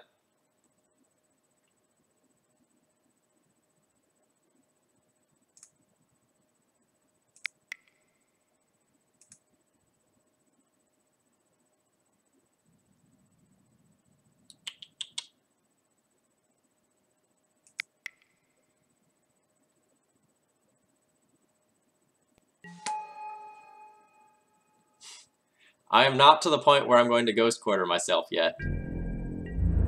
Alright, Honorog says there's a 4th island, and I'm going to listen to him. He's good at Magic. And knows the Miracles 75s much, much better than I do.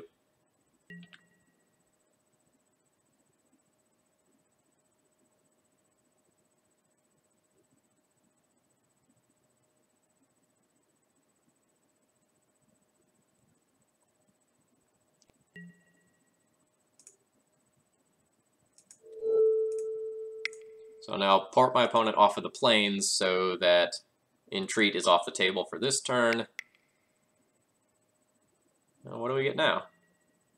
A Brainstorm.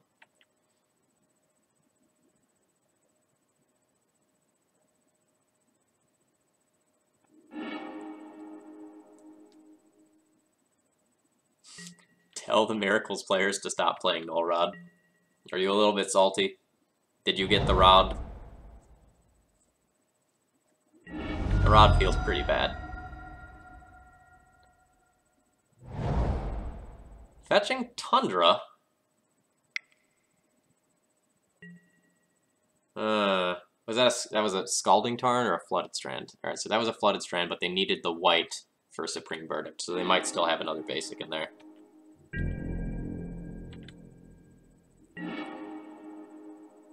Am I finally at Ghost Quarter myself time? I can Ghost Quarter myself and prelate on 1, and then if my opponent doesn't have something like a Jace, or a Terminus, or an Entreat, I might be okay.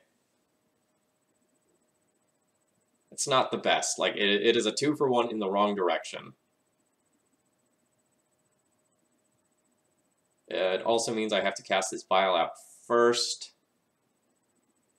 But I probably don't win this game by waiting. So what do I want to get rid of? I probably want to Wasteland my opponent's... No, I probably save the Wastelands for this at this point. I might be past the point where the Port is the best card. I can Ghost Quarter a Wasteland, and then have white, white, white, and leave up another Wasteland in case this flips. Or just like play out the Vial. So I play tap Wasteland, play Vial, Ghost Quarter Wasteland, tap 3, play Prelate on 1.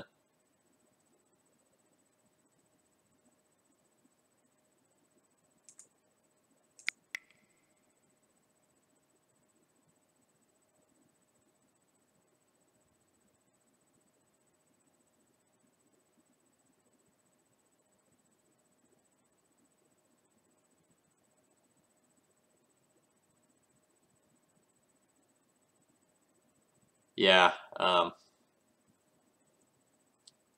that's true, Anurag. Like, this search is going to be a problem, and my opponent is probably not going to flip it to let me blow it up for the sake of 1 card. They're probably just going to use it to dig. And my top decks are also really bad with this build of Death and Taxes, just because, like, I don't have recruiters, I don't have equipment, and things of that nature.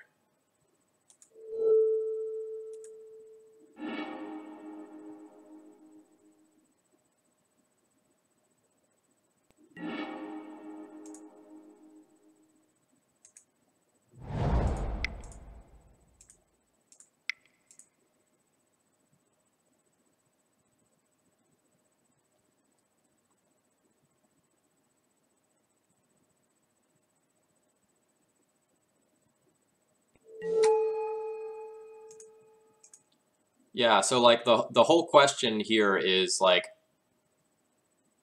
you bring up a good point. Is it better to go and completely try to take them off of Entreat, or try to like lock up this game with Prelate? So the awkward thing about getting rid of my own Wasteland there is that like now I can't really afford to Wasteland this Tundra, because if I Wasteland the Tundra, then my opponent flips the Search, and then I just can't beat that card in all likelihood.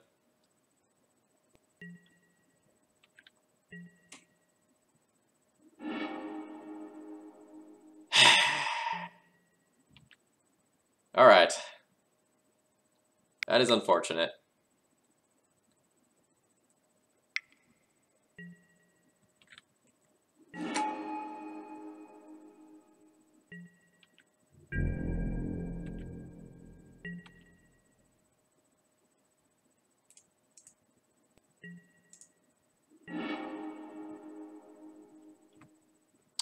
Alright. That'll do. We're dead.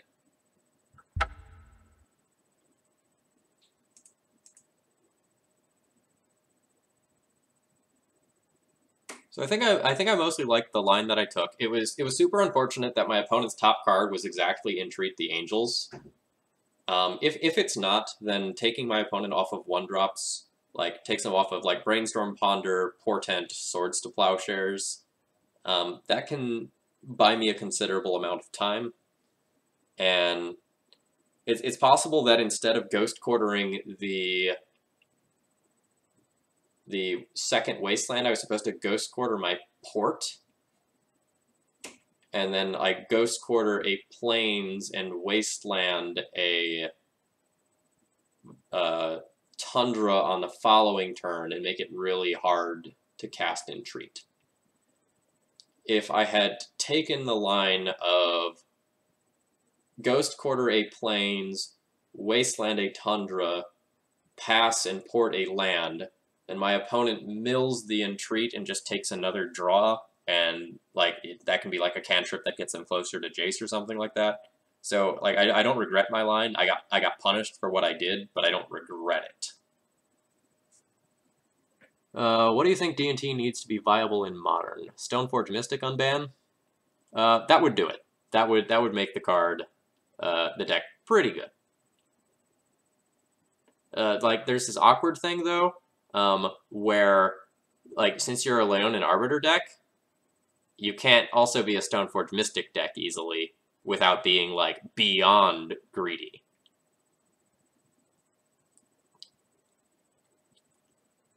What's our record? We just went 3-2 in that league. It's late enough where I probably don't want to start another one. I will probably do a stream tomorrow night, though. I might run back this same deck just to like try it again. So I'm taking Friday off to go to an anime convention.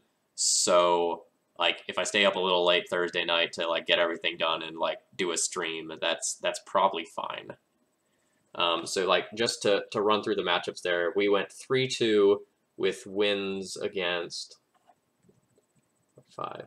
So wins against Eldrazi, Checkpile, and Black-Red Reanimator, and losses to Grixis, Delver, and Miracles. And like back to the modern D&T for just a second. Modern D&T also lacks Mother of Runes, which is huge. Like the ability to protect all of your idiots from removal is super important. And if you think about how much removal Modern has versus Legacy, Modern has so much more. Am I going to Worcester? I am not.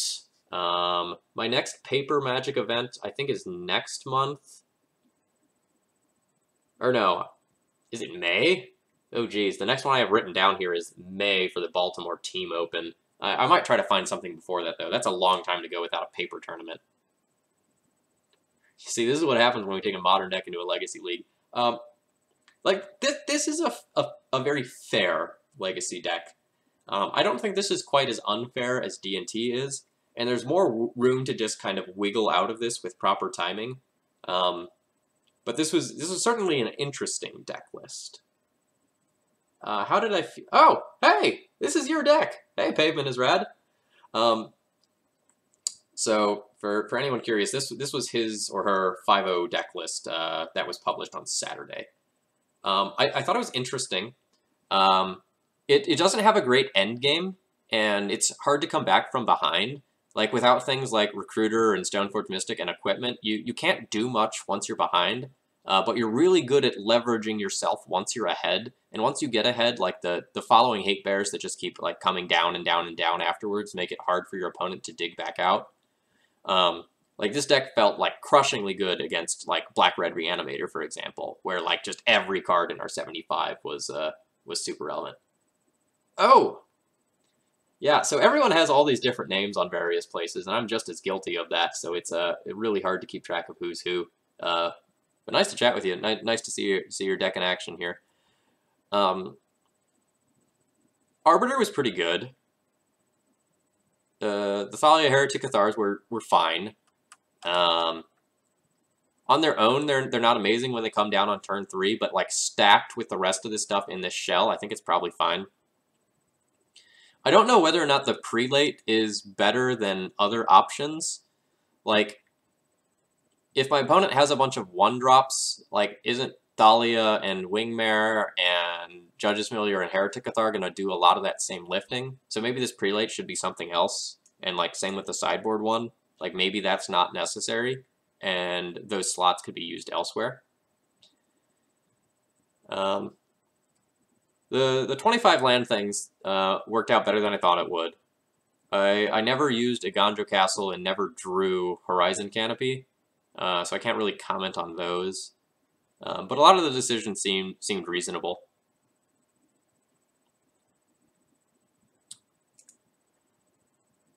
All right, folks. So now that I have lots of people on stream, I just want to thank my donors from the last stream. Thanks to Moxall, Eric H, and Mark W for their donations, which supported upgrading some of the art on my cards, doing a bonus stream with Red White on Monday night, and someone paid to have me write a primer for Affinity for the website. So thank you all for those. All right, another big comment here. I'm planning on going to GP Seattle. Never been to a GP. How should I be preparing? I'm not crazy enough to think that I will cash the tournament, but I think if I practice hard and play well, I can day 2. How do I improve my chances as much as possible? Ooh. So the best answer I can give you is practice. And by that I mean, like, test and use your time efficiently. A lot of times when I see people prepping for events, it's them with their buddies sitting down with a couple of beers and playing Magic for a couple hours. But like, if you want to actually prepare for a GP, like, you should sit down and, you know, every one of your meetup sessions with your friends should have a goal. Like, all right, tonight I want to test the Grixis Delver matchup. Tonight I want to test the Miracles matchup, the Check Pile matchup. And like, make sure you are playing just as many pre-board games as post-board games, because you play almost twice as many post-board games, and a lot of people are like jamming game 1 matches for a couple hours, like thinking that helps them learn the matchup, when in reality a lot of the sideboarding is where you really leverage your knowledge. Like, you come in with a good sideboard plan for a matchup, you know what's coming in and going out. I think that's a great place to start. After that, if you're not like super used to playing D&T specifically or big tournaments specifically, I would take about the most 10 common decks of the format and write yourself a sideboard guide for those 10. Like, make sure you know approximately what you want to do so that you don't get nervous in your rounds and like just like totally forget, like, oh, I'm playing against Eldrazi, shit, I forgot to take out Mother of Runes because I'm nervous, like that sort of thing. That sort of thing happens a lot at your like first couple of big tournaments, if you're not used to playing a lot. The other thing about a GP is that it is physically taxing on you. So if you haven't played in a lot of big Magic tournaments, you are not prepared to be playing Magic from like 8 in the morning to, you know, the like not the wee hours of the night, but like sometimes you don't get out of there until 10 at night or something like that. So I would also physically make sure you are ready for an event like that, and like bring snacks with you, bring water with you, make sure you're going to the bathroom, you know, that sort of stuff. Make sure you have something you can do in between rounds to keep your mind sharp but not get lazy, you know. That sort of physical preparation helps just as much.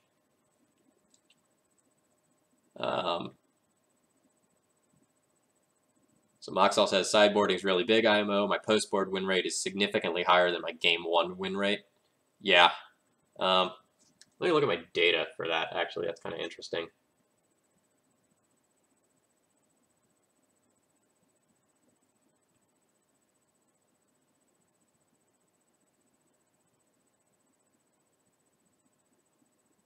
Oh, do I not have that automatically generated? Okay, I don't have that automatically generated. But I would imagine that the same is true for me as well. So, like, just to talk about that, like, let's say that, like, you're going to go and play against Check Pile. If you haven't played that matchup a lot, you might not know how to sideboard. But, like, if you sit down and kind of think about it, you might see some things are obvious. Like, oh, they actually don't have that many good creatures. You know, I should pull these out. Oh, I've played P and K against that deck, and it's insane. I should bring that in, and I should bring the extra recruiter in. And just, like, taking a little while to, like, mentally walk through and, like, figure out some of your sideboarding saves you a lot of time and energy. Like, you know, I've been playing D&T for an absurd number of years at this point, so, like, I'm kind of used to this, and, like, even if I change up my deck list, I'm pretty comfortable with sideboarding quickly. But like on stream, sometimes you will even hear me admit, like, I don't know how I'm supposed to sideboard for this matchup. Like, I don't know what is optimal. And if I'm saying that, you might be saying that unless you've put some work into that. You know, I'm changing around deck lists a lot. You know, probably more than most D&T players. So like, it's not surprising to hear me say that, especially when I'm trying out a weird deck like tonight. But it's something to keep in mind. Yeah, if you are looking to test a matchup, testing 4-color loam is a very good one to test. Not because it is like super common, but because the sideboarding is really, really hard for it. I've been saying this for a while, but at some point I'll sit down with Mike Kirby, my local loam player, and we're going to play the matchup like for 3 or 4 hours and just like figure out how we're both supposed to approach the matchup. Because it's a really hard matchup to sideboard for. Because most of your cards are reasonable, most of their cards are reasonable, and you have to figure out like what you're both supposed to do and carve out your role. All right, folks, do you have any more questions for me before I go and sign off for the night? I'm happy to answer any other questions. I'm not 100% sure, but assuming I get my stuff done and I get all packed up for my anime convention that I'm going to this weekend, I'll probably try to stream at least for a little while tomorrow night. I might do something silly like just play Cube tomorrow night or something. Fizzler said Legacy Cube was out, so that sounds fun. Hello, Phil. What are your thoughts on the Rashadan Port and Thalia reprints? It will make Death and Taxes much more accessible both online and on paper, and it already was a very accessible deck. So I think people that were on the fence about getting into D&T will like finally pull the trigger and get that. And I also think that a lot of D&T players that like were afraid of buying into Moto because of the price of port will consider buying into Moto now. Like the Thalia reprint itself matters very little in comparison to the Rashadan Port reprint. Like Port has been the only expensive card left on in this deck for a long time, and the promo on Magic Online helped, but this will really help a lot. Ports are pre-ordering at 50 in paper, sure. So they like reasonably after the set comes out might like fall to like $35 or $40, something like that. Like that's so much better than I assume they're like 100 now, or probably more, maybe 120. All right, couple of questions here. How do you beat a Dread of Night, and what do you think of Manriki Gusari? So, Dread of Night is really hard to beat. Let's compare a couple of Death and Taxes lists. So, like, with the deck list that I'm playing tonight, Mom, Judge's Familiar, Thalia, Wingmare, and Flicker Wisp all die to Dread of Night. So what this build was trying to do to beat it was play a Veteran Armorer to keep Dread of Night from wiping the field in the first place. But there's sort of an awkward timing thing there where that doesn't necessarily happen.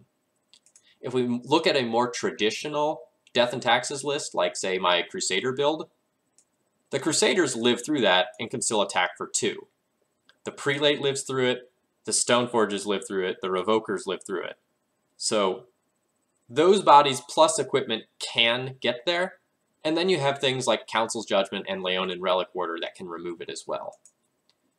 In the red-white build, you still get Stoneforges, Revokers, and then you have some red cards too. Magus of the Moon, and Pia and Kieran goes and creates like Thopter tokens. So you'll have the Relic Warder to tutor up to get rid of it, or you can just like try to go above it with things like P and K. It is going to be very good against you. It is beatable, but like once it sticks, you have to sit down right there and say, how do I win this game? And you have to play for those lines immediately. What do I think of Manriki Gusari? Now more so than ever, it is important to be prepared for the Death and Taxes mirror. So historically in the past, my way of doing that has been Sword of War and Peace. Because like a lot of times you can ignore a Jitte or a Batterskull if you have this around, and it can just single-handedly take over the game no matter how many blockers your opponent has. And this card has been very, very good. If D and T picks up a ton in popularity, Manriki Gusari is a reasonable sideboard card. I've liked Sword of War and Peace more because it has overlap elsewhere. Like, it's good against combo decks that like cantrip a bunch. It's good against miracles, so it's a better sideboard card. But if we start seeing like a lot of Stoneblade and things of that nature, sort of Manriki Gusari is reasonable. Why don't we see Council's Judgment in red-white very often? So if you take a look at the top of the mana base here, the red-white deck tends to play 3 Cavern of Souls, and on getting its white-white mana, a lot of times you are reliant on Cavern. And when you combine this with the fact that you're playing Magus of the Moon, making it harder to cast white-white spells after that resolves, it's a little bit tricky to actually get white-white for Council's Judgment, especially if you have to fetch some plateaus at some point in the game, which can be wastelanded. So that's why you don't see Council's Judgment a lot, and you instead see things like Leon and Relic Order that are tutorable, and you can dump them in off Ether Vial.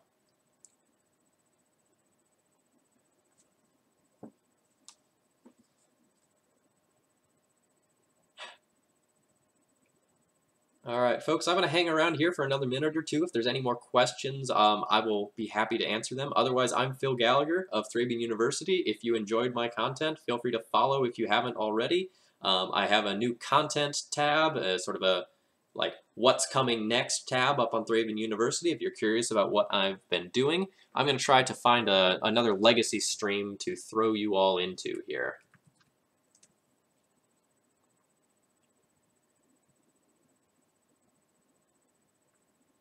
Damage-dealing Sombra. A lot of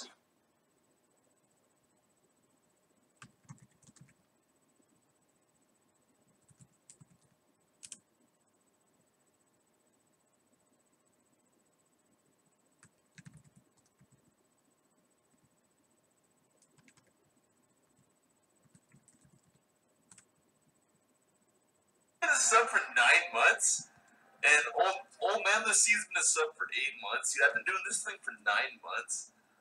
Oh shit! Yo, Death and Taxes for the win with 48 viewers.